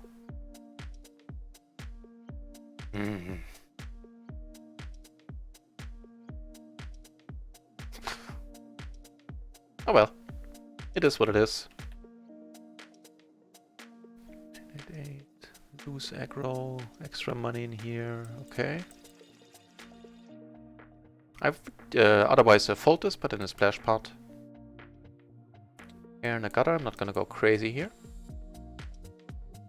All depends on his bet size. That's a little bit much.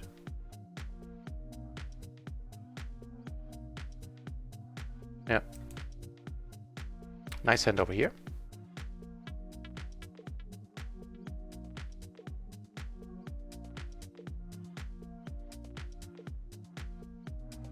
Just calling. Over here I have a nut flush draw. 4. I could be playing 6, but maybe I'll do that. I need a bigger screen for that, because I don't want to do overlapping.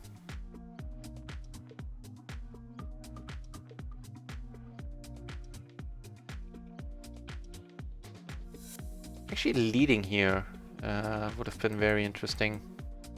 Now that I think about it a little more. I'm gonna do like a delayed lead. That's the thing.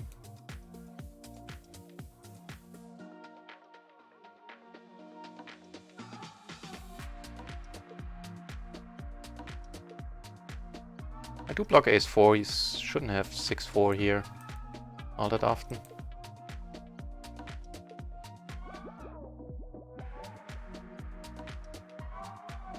Yeah, 4 tables.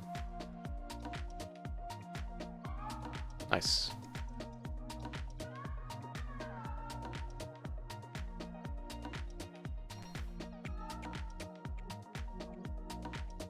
So yeah, the hand where a 7 turn, he had queens, that's just c'est la vie.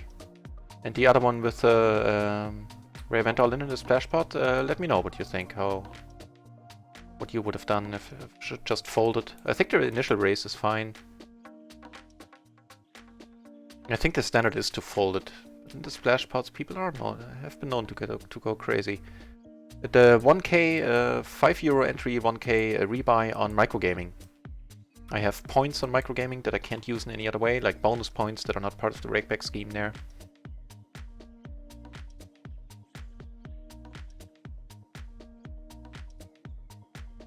Well, this certainly wasn't great for how the day's been going, but not horrible either. We are down half a buy-in now.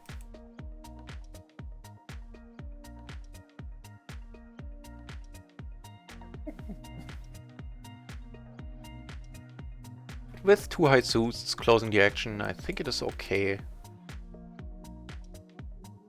Up a pair, backdoor flush, blockers.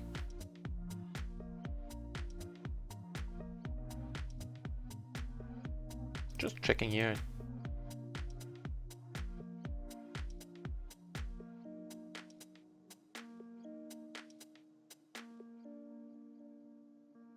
I don't have a clue. Fair enough.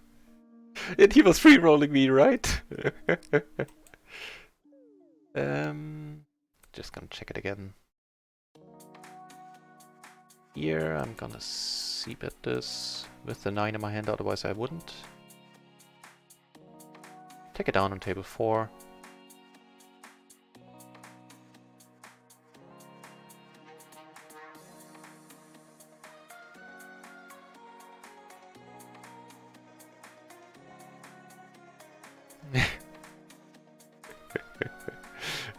Yeah.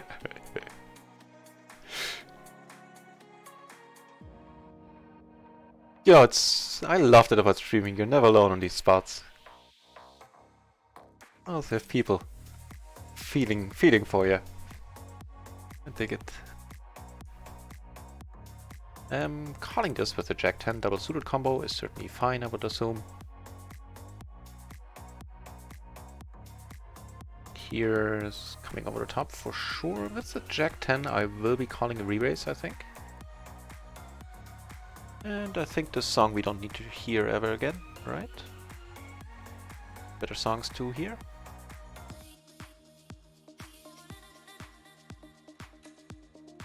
Right, so stuff's happening. We're gonna raise fold this, I think. Here I'm gonna check. I do have an open ender myself. I have a 10 blocker.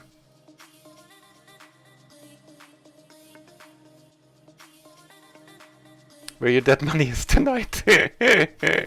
In tournaments, you know, you might be So I think this I'm gonna bomb, yeah, at like this remaining stack size here. On the rainbow board, I think I can check it again. Take it down on table 1 with the bomb there.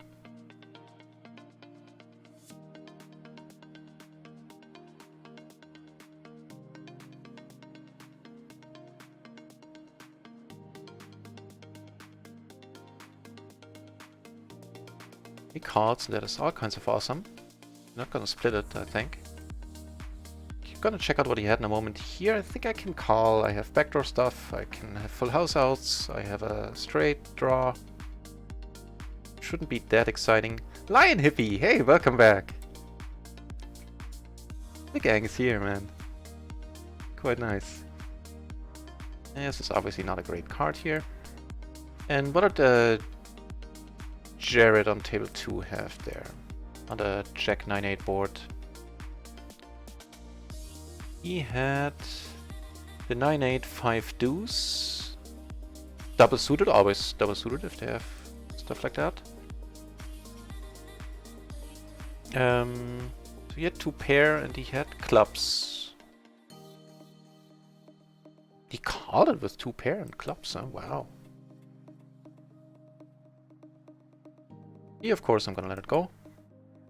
And here, if he calls, I'm gonna squeeze. If not, I'm just gonna call.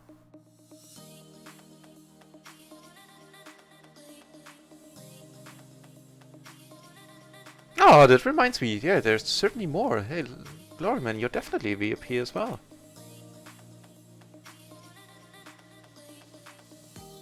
As also, like open invitation, if, you know, Gloryman, any of you regulars want to be not a mod on this channel, then by all means.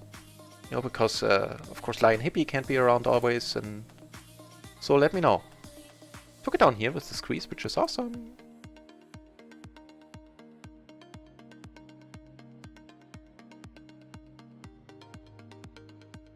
And I think we should be back to breaking even for the session. Yep, pretty much exactly. Small profit.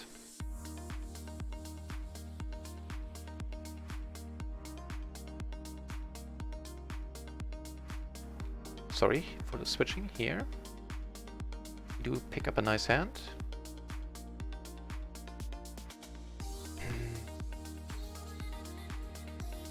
That hurts bad. Oh.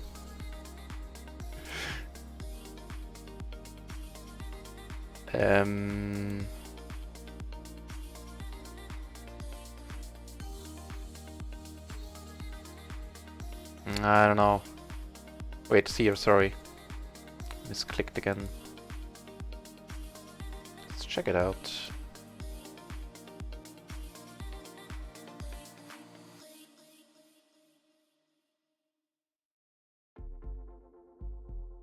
Just to fold. The 6-5 is a raise. Yeah, okay. Then, you know, if I think the rule of thumb should be if I can't raise it, I can't really call it in the small blind. With very few exceptions, which are probably not worth thinking about right now. Yeah, I'll try to stick to those guns from now on as best as I can. It's a little bit too call happy in the small blind, don't really like it. And I notice every time as well. Still do it though. Yeah, don't notice every time. I notice often.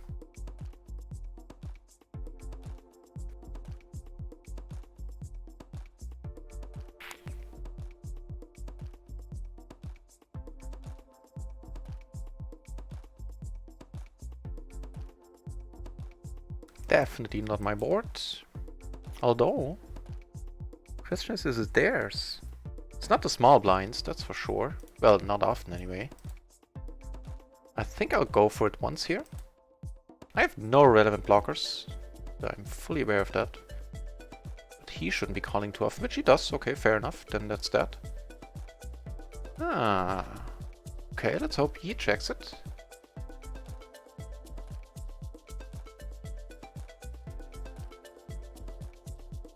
Okay, giving us a straight.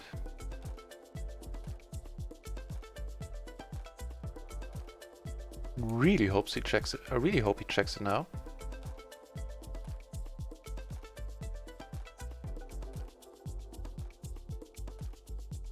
Kings into 7 there. Yeah, I guess. Actually... Did he have a gutter? No. He had a 7 and the 8. Checking here seems fine. He has been doing this quite a lot.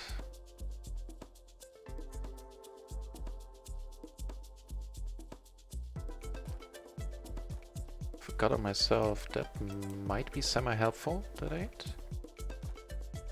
Took it down here with the re-raise against Jared, interesting to know. He has an open race range on the button, even short.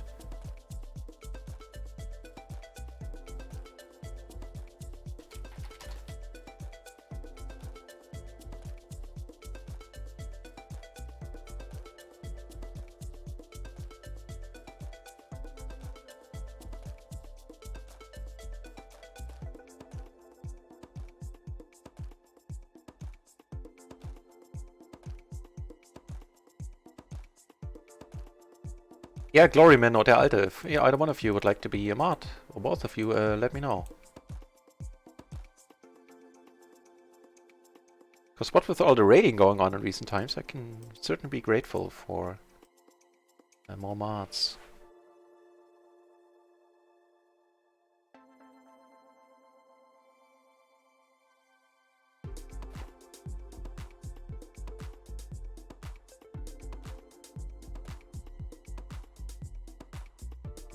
That's a very nice hand. That's a very iffy board. And I'll just check give up here.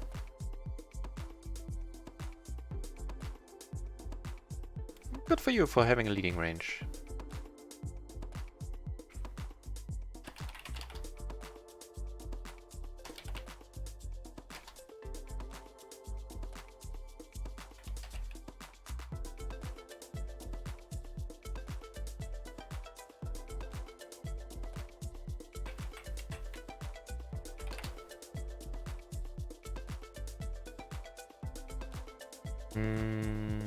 Sure. Ooh. Unfortunately, I can't be in this, but... Action Jackson. Took it down on table 3, by the way, with a bet there. I'd like to be in it now. But nah, actually not. Perf 8 takes it down, and he had, I guess, an open-ender. So he's losing it. Let's hope he rebuys. Definitely losing it. Very bad hand, but you know, nice splash. If somebody raises, I'm gonna be out.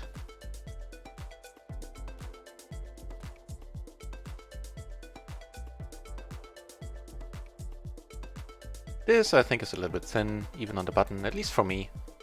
Make the suits different, and maybe I think about it. Turn 2 pair on a very wet board, I would say.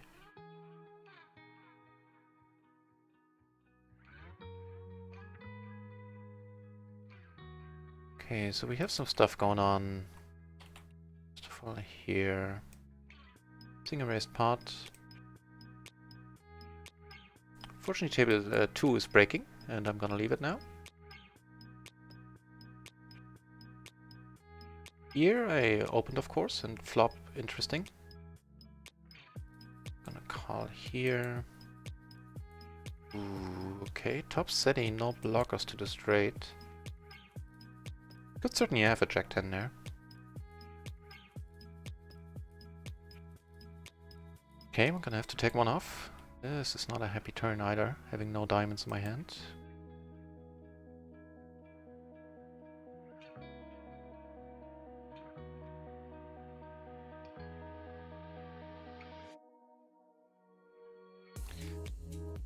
This has gotten interesting. He bets, and I'm inclined to believe him, even though it's backdoor. Well, come back to that in a moment. Here I'm gonna pot it for... I think I've folded on this table. Just let him go. Here I have to fold as well. Fair enough.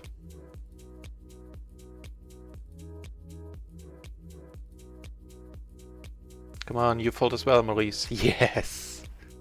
Blockers for the win.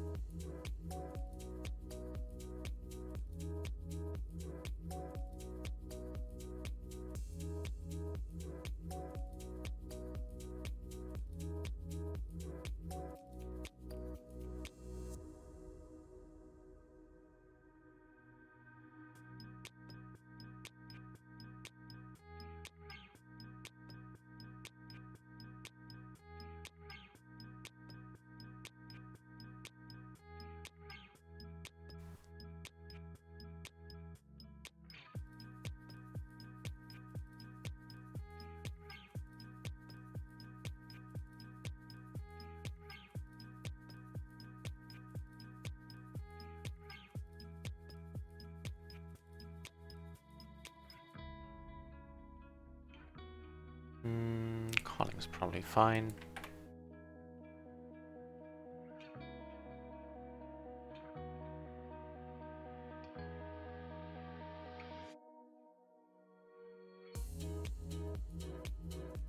Did you?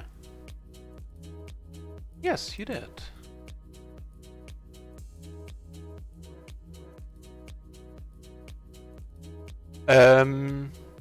Awesome. Let's do that then. Then you cannot be in VIP at the same time, though.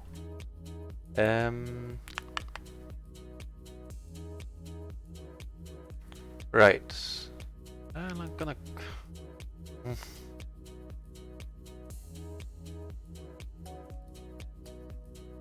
So I'm not gonna call again. That's... Right, so one thing after another. First, let's get that mod thing done. And then I'm gonna tell you what I know about modding, which is not a lot either. And first of all, thank you very much for saying yes, Gloryman. Appreciate that a lot.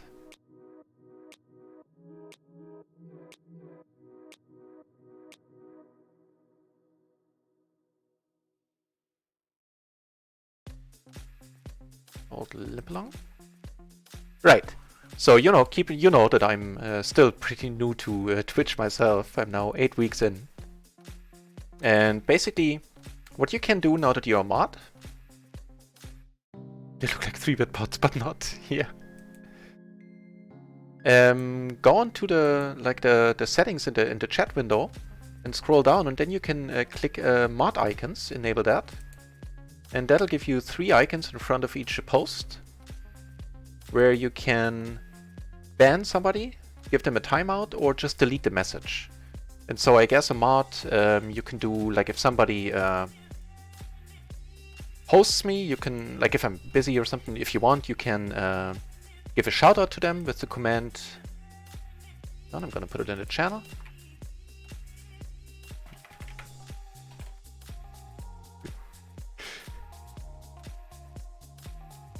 I'm very happy that you're doing it, man. Appreciate it a lot. So here, hang on, I will probably have to let this go. I'm gonna check this one out in a moment. And now he's doing it again. This is working quite nicely. This time at least. Right, so you have these 3 icons. And you can do like the shoutout. Like just hit do exclamation mark commands, and then you will see a list with all the commands that are possible on the channel. And also, if somebody's coming in and posting like racist stuff, we never had it happen. The poker community at large seems to be very, very nice. But we did have once or twice people coming in and advertising, just saying nothing, just advertising their channel, which is, as far as I understand, again, I'm still a noob myself, is very much against Twitch etiquette. And then you can delete that message, give the user a timeout, maybe. What else? I think that's pretty much it. Interesting boards.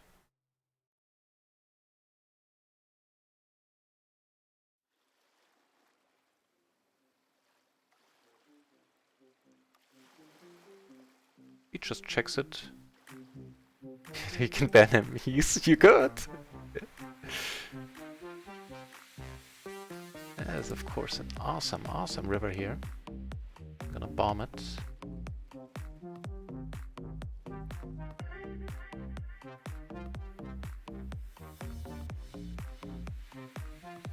You will know in a second, Gloryman. Just reading here, no I can't because I don't know all the commands. You will know in a second.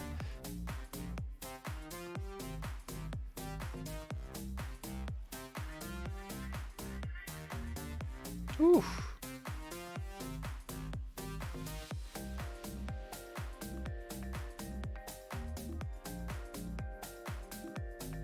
Right, so in the chat window, what's the name for the like toothy wheel thing? What's the word for that? A gear? A gear, right? If you click on that, and then in the options, if you scroll down, you do have mod icons which you can enable.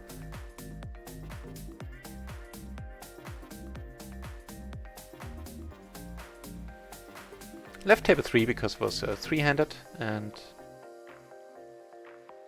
so I can show the grandkids.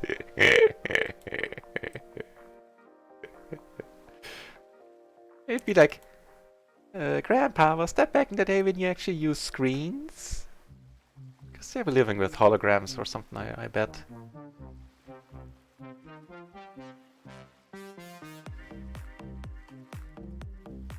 Right, what else is there to being a mod?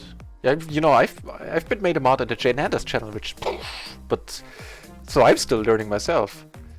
Yeah, I guess if there's a raid, like, or if people subscribe, you can, and if I'm busy, then you can thank them in my place, and I think these are things that mods do.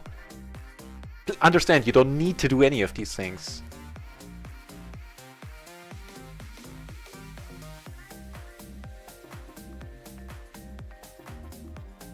Yeah, I'm just telling you what I think mods do on other channels.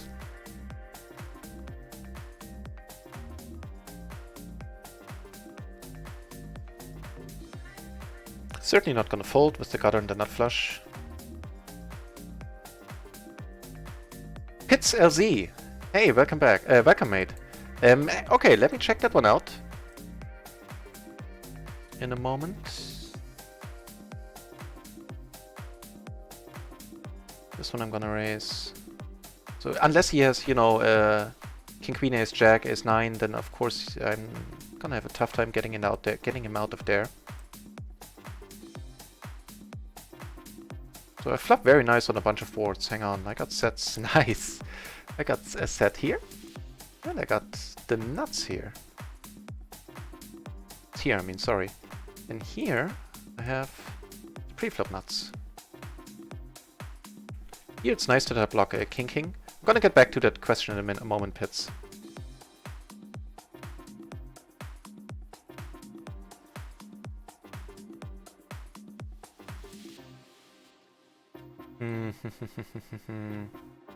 Gonna check this. It's small, and I think I'll let it go. I can't utilize my ace of clubs that much on the turn here. Because if he has a flush himself, even that, you know, the jack of flush, he's never gonna fold that SPR that we will have on the turn. Here... Really? I do have that king mate. Yeah, that's what I thought. No, he had the other straight. I didn't think about the other straight. Oh, don't worry about treading cautiously. Let me know what, you know, sidegasm teaches you. Certainly gonna be eager to learn myself. Right, so how can I fold the ace king queen x double suited? Actually, it was double suited. I'm gonna call here. I do have nuttiness and make two pair, which are not treating me too, not gonna be too exciting. The thing is, if he I 3-bet and he 4-bet or something, I think that was the action. And in that case, I'm very often up against ace ace king king, which I was blocking, but still that doesn't mean that they can't have it. And I'm doing very badly against that range. Because, you know, the straights that I'm making, that I can make, rely on the ace as well. So if he, so if he has aces and I have an ace, there's only one ace left, let's say, there's like a 10 jack flop. So that's gonna suck. Curious that he just keeps checking here. I wonder if he has the other kings. Oh, the queens, that makes more sense since I'm not blocking those. Let me check that out. It is different if you have like the ace queen jack 10 double suited, because then the queen jack 10 combo, especially the jack 10 combo, plus the double suits, are rather valuable. With the gutter and against the small bet sizing, I'm gonna call here. So let me check that one out in the solver. Yeah, right! That was exactly it! Glory, man. Like, what do I do now? So I'm just assuming, like, let's see, button versus cutoff, and I 3-bet the ace king queen x. Thankfully he checks. What's that one? Queen 4. Ah, actually, hang on. pull up that hand. Was it on this table? Or was it before I switched tables? I think it was before I switched tables. So I think I squeezed there actually, right? Yeah, I'm gonna have to let it go. I'm very unfortunate. Short as I am. I think I squeezed there and then he came over the top. Okay, so let's check out a... Let's say button squeeze versus an under the gun. So a squeeze means the under the gun raises and somebody else calls. There's these two peeps in there and I had the ace... King, Queen, X double suited. Yeah. So almost all of them, except for the ace, Queen, Jack, should be raised folds. That is in this scenario where I'm squeezing and then the initial raiser comes over the top yet again for the 4-bet, I think. Would have to be then.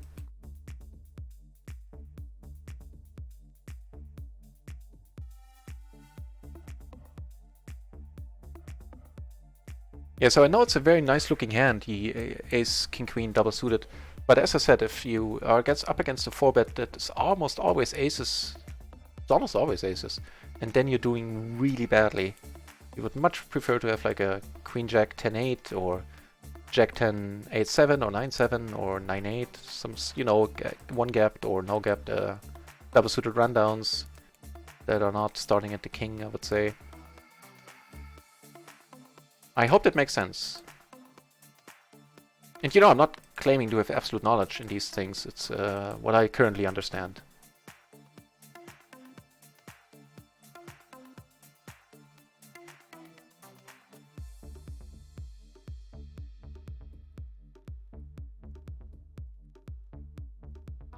We get aces.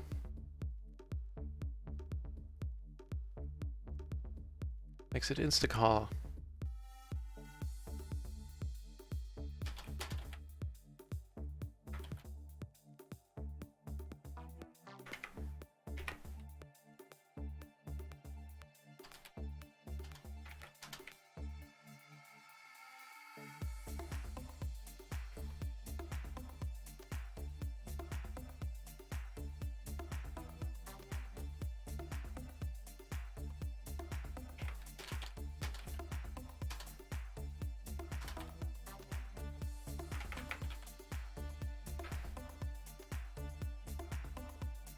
Right, so against the whole table, I'm not blocking kings, I'm not blocking king 9 or anything like that. I'm just gonna check here, give up a lot.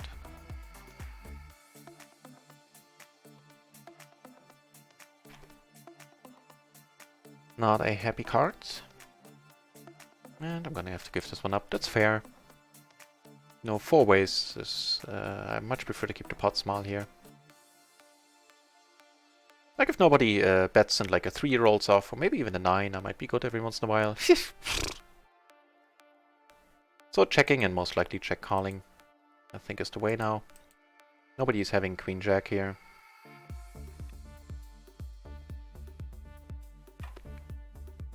And I think I'll take it down. In fact, I'm like 90% certain I will. That was pretty fortuitous. What was in the mix there? So we had a 10-9-7-6 with 2 pair on the turn. 7-6, yeah. So not betting there is certainly the way to go. First to act against, you know, 3 other dudes.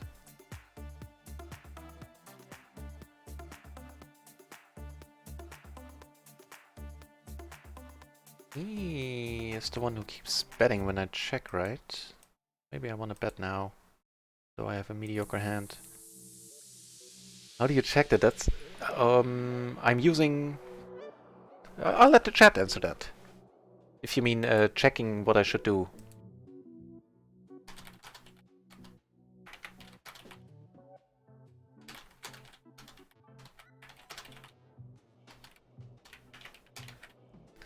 The reason why I'm asking the chat to do it, because I am not supposed to talk about third-party poker products. I'm getting clarification on that rule, but for now I'm sticking to it. Don't take it personal. Yeah, when I'm streaming Run It Once, and I'm only streaming Run It Once tables, I'm not supposed to mention third-party poker tools, but or poker products, but the chat will give you an answer. And she's on radio as a radio host. She's so talented. Yeah, sounds like it. I didn't know of her until you pointed me in the direction of her Discord.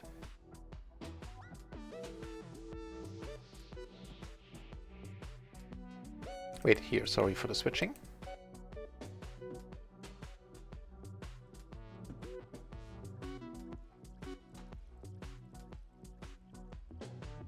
This I am gonna see bet. It's a little bit different.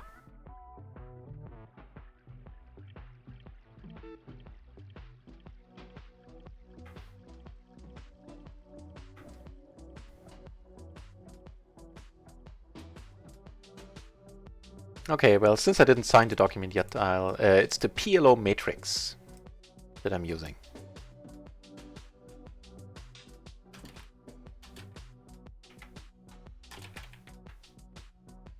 Which is a thing you have to pay for, and it shows you the GTO solutions for preflop stuff. And I only use it after the fact, like after the preflop is done. Because, you know, I can hardly be caught doing immoral things, which I wouldn't do in any case as a streamer. Right, why did I call here? I mean, now I don't mind, but I think I should be in this hand. 10-9, 6-5. I mean, it's not horrible, but I think as a fold is the way to go here.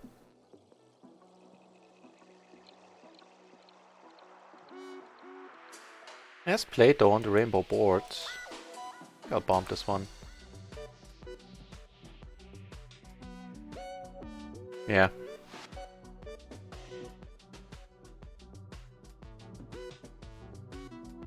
And good things are happening over here. I'm gonna pot it without any spades. Took it down on table 3 by the way with re-raise. Awesome. Please do. I expect he has a decent amount of equity here with some sort of combo draw. If we are really lucky, then he has the 7s. Awesome! I mean, he has a gutter with the 9. Shazam! That's a good one. Lol. Whew. Nice hand though, man. I mean, what can you do? Well, you know what you could do? 7-7, Jack 10, not blocking straights much, not blocking spades. In position, I think keeping the pot small is probably the way to go. Then on the turn, he could have approached the hand much more cautiously on the queen of spades, I believe it was, completing the flush. Action going down here. I'm not going to be part of it though.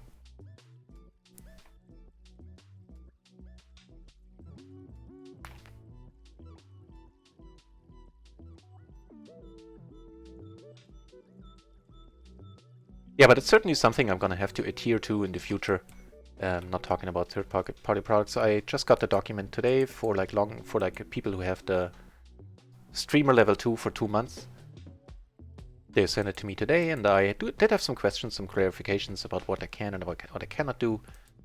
And as soon as I know completely, then, you know, I'll adhere to it, of course. So there's some stuff going on here. This is not a bad board to see bet at all. Here I'm gonna call. And here, make the straight, the nut flush here, which is very often very good, I would think. Here he checks, and I'm gonna check behind. Take it down on table 3.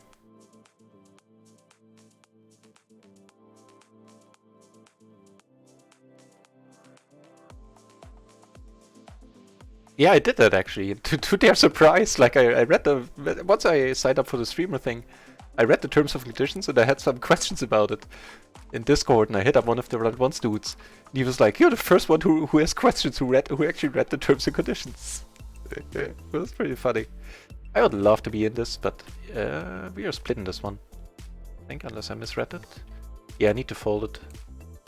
The 3, make the 3 an 8 or a 7, then I might come over the top every once in a while, actually.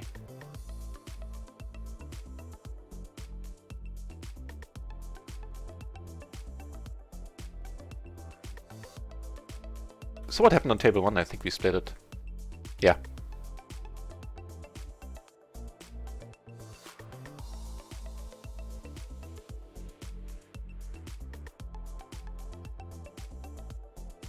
Yeah, and I also checked up with run and one support before using the matrix on the side that it is indeed okay.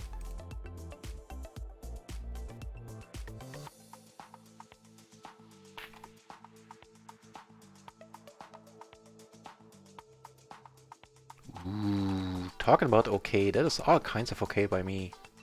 The ace ace king 8, perfectly double suited, how nice is that? Hit an open limp, which is ever so mystifying. Never get tired of saying that. Also get never tired of seeing it. More aces on another table.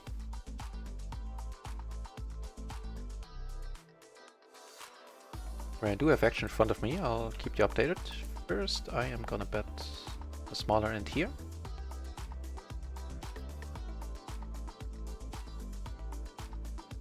He has a jack, of course. I have a whole bunch of outs. I think I'll bet it again.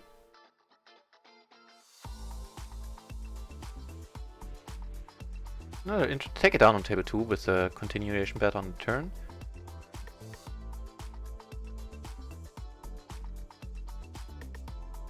She will see bet this with the queen in my hand here. The future blocker. And take it down. Very nice. This stream is gonna go on for another 10 minutes, then I need to go on a break. Walk the dog, eat some food, enjoy the sun, because we're certainly having some weather here in Germany. Spring is finally upon us. And for the day we are up 1.5 buy-ins right now. Pretty much to the penny.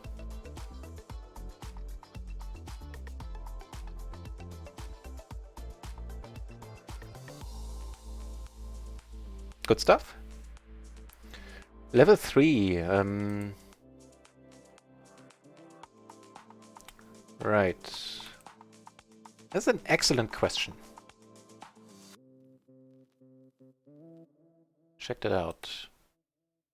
So, you know, courtesy of all the Jane Landis raids, which pushed my viewing hours tremendously. I need to get the calculator out for that.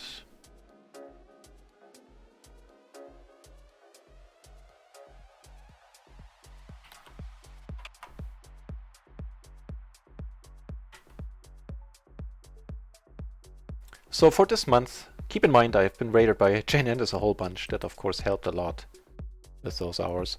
But I have 3,883 watch hours right now.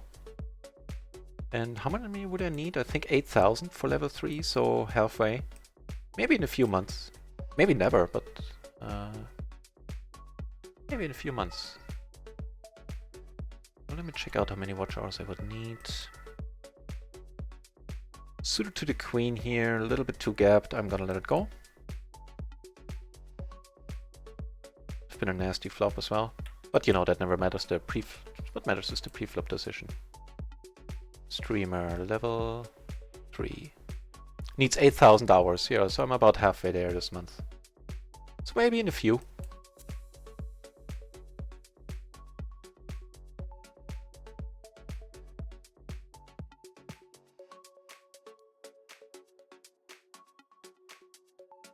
Let it go, I have no relevant blockers. This is a good one. We have a pair, we have the open-ender, and of course we have the nut flush draw. Let's get some money in here. If we can, we get it all in. We're doing very well against the set. Of course, lower flush draws we have completely crushed. Maybe checking and betting a third here is the way to go on a board where I'm doing so well. Yeah, I think I would have liked that more.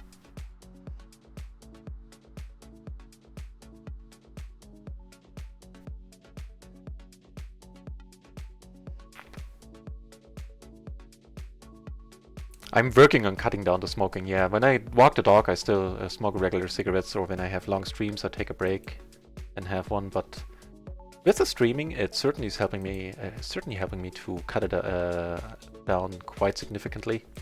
I think this summer I'll try to give it up completely. But in June, I'm gonna go to the lake and go fishing for almost a whole week. And fishing for a whole week without smoking is not ideal. I know that once I try to quit, if I should be successful, then I can't smoke anymore when I fish. But still, I'm saving myself for those 8 days. Not 8 days. It was like 5 days, something like that.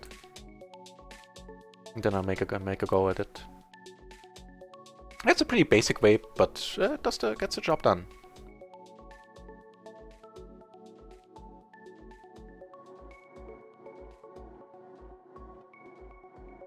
And this month I streamed 198 hours. Just as a trivia side note, 196.5 hours, yeah. This is certainly good enough for a re-raise, and I can call a 4-bet with this hand.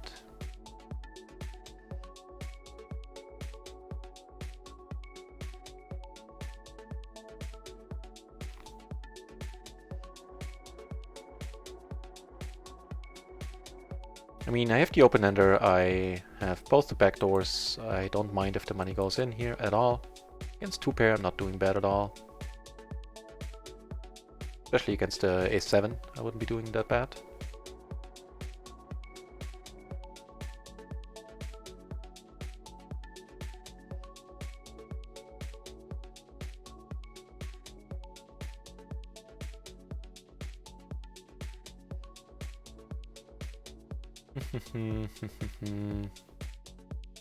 Nah, if I can't raise it, I'm not gonna play it. A little bit smaller than half, I think is enough. Yep, 5 more minutes.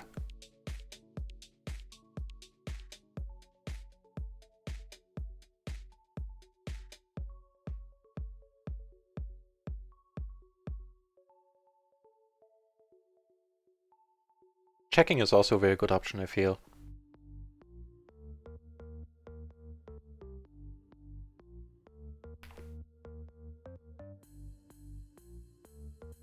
Oh, maybe not. Maybe if he only calls, I think I don't mind c-betting twice there.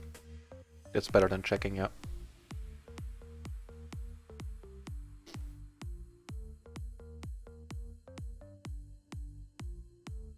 Right, Gloryman, did you find the options? Do you now have the symbols in front of all the chat messages?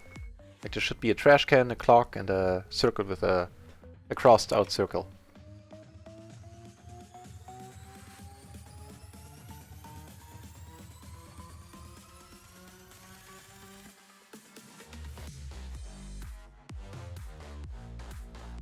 Great. Ah. Thank you a whole bunch for those kind words.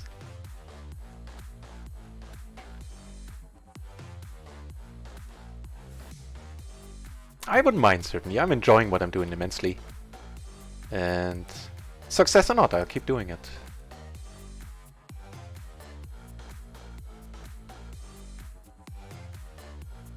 So...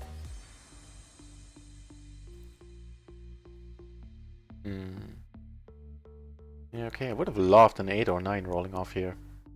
Preferably not of hearts.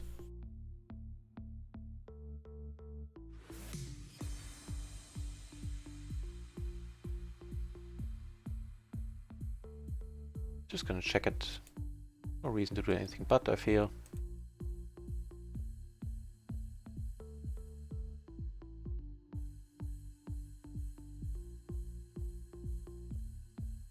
Okay, let me see if I can find someone else streaming PLO. No. Then let's host Komodo Dragon Jesus in a moment, or... Yeah. Hey, Hartman! Welcome back!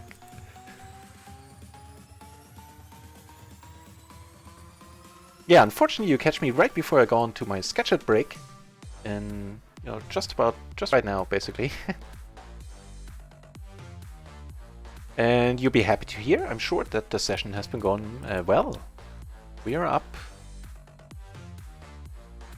a little more than 1.5 buy-ins, if I'm doing my math correctly. Yep.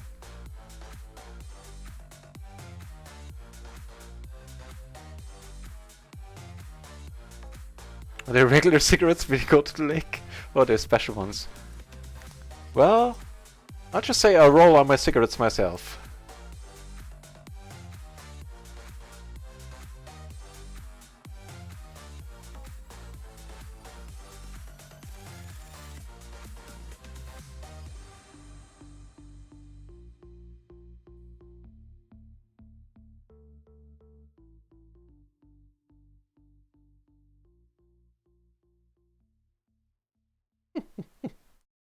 Glory, glory be.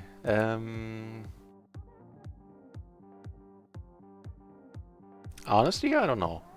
This can be 3, but I think it's not horrible. Calling isn't horrible. But maybe this hand is better played heads up. Yeah. Yeah. I'll look it up in a moment, but I think I'm liking that.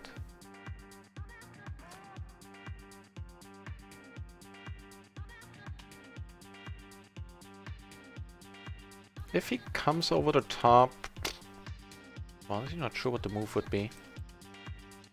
So let's check this one out. This is cut off. King, queen, 10-4. I think it's correct. No! With the 4 not. It would need to be more straighty. So make it a 10-6. And it is fine.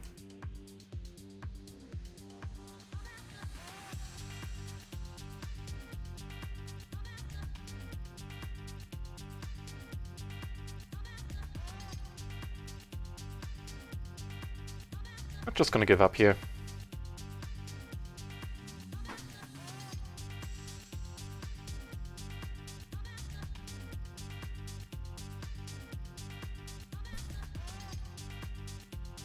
Not blocking anything really, but he checked and I could have the ace-10.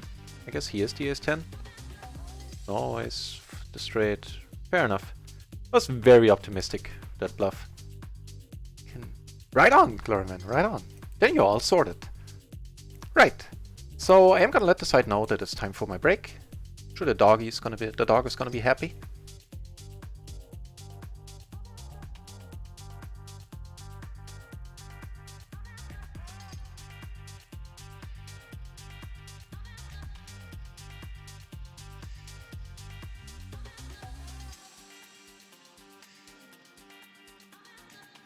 Interesting. If I would be staying at this table on table 1 any longer, then I would certainly take a note that he slow played the straight there.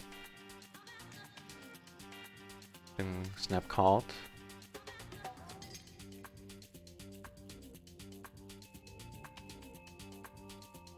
Yeah, let's host Komodo Dragon Jesus. While not playing PLO, it's certainly going to be exciting to watch him play No Limit 2 and 500.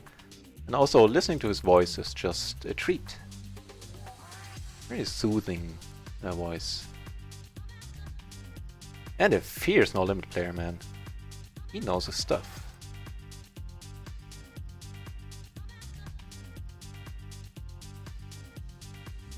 So yeah, I think I'll adjust the schedule. The break is going to take a little longer. So I'll be back at 7. So in 90 minutes. And of course that's when the tournament starts on MPN as well. So let's do that.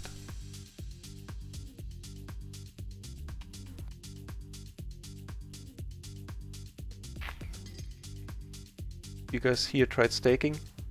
I was staked at one point for a very short while in my limit career when I wanted to... Honestly, I don't even know the reasons anymore. I think I needed to take money out of my bankroll.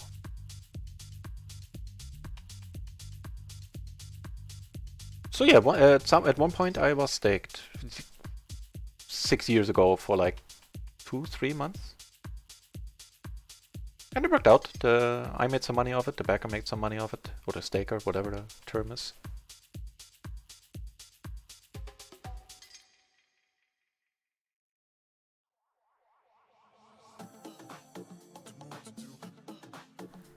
Right, so with a heavy heart, Hartman, even though you just joined the channel, It is now time to go on my break, and as I said, I'll be back in 90 minutes. I appreciate it immensely that so many of you decided to hang out with me and keep me company on this Friday afternoon.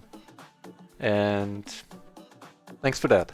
It does mean a lot to me. And yeah, I'll be back. Should you wish to be, in case there's any new viewers here, to be informed whenever I come online, consider following the channel, then you get an email or a Twitch notification. And otherwise, just keep checking back, check the schedule. I stream every day for long hours, and chances are you'll catch me around. Until then, I bid you farewell, ladies and gentlemen, and see you in 90 minutes, should you choose to. And I'll host Komodo Dragon Jesus. See you later. Thanks.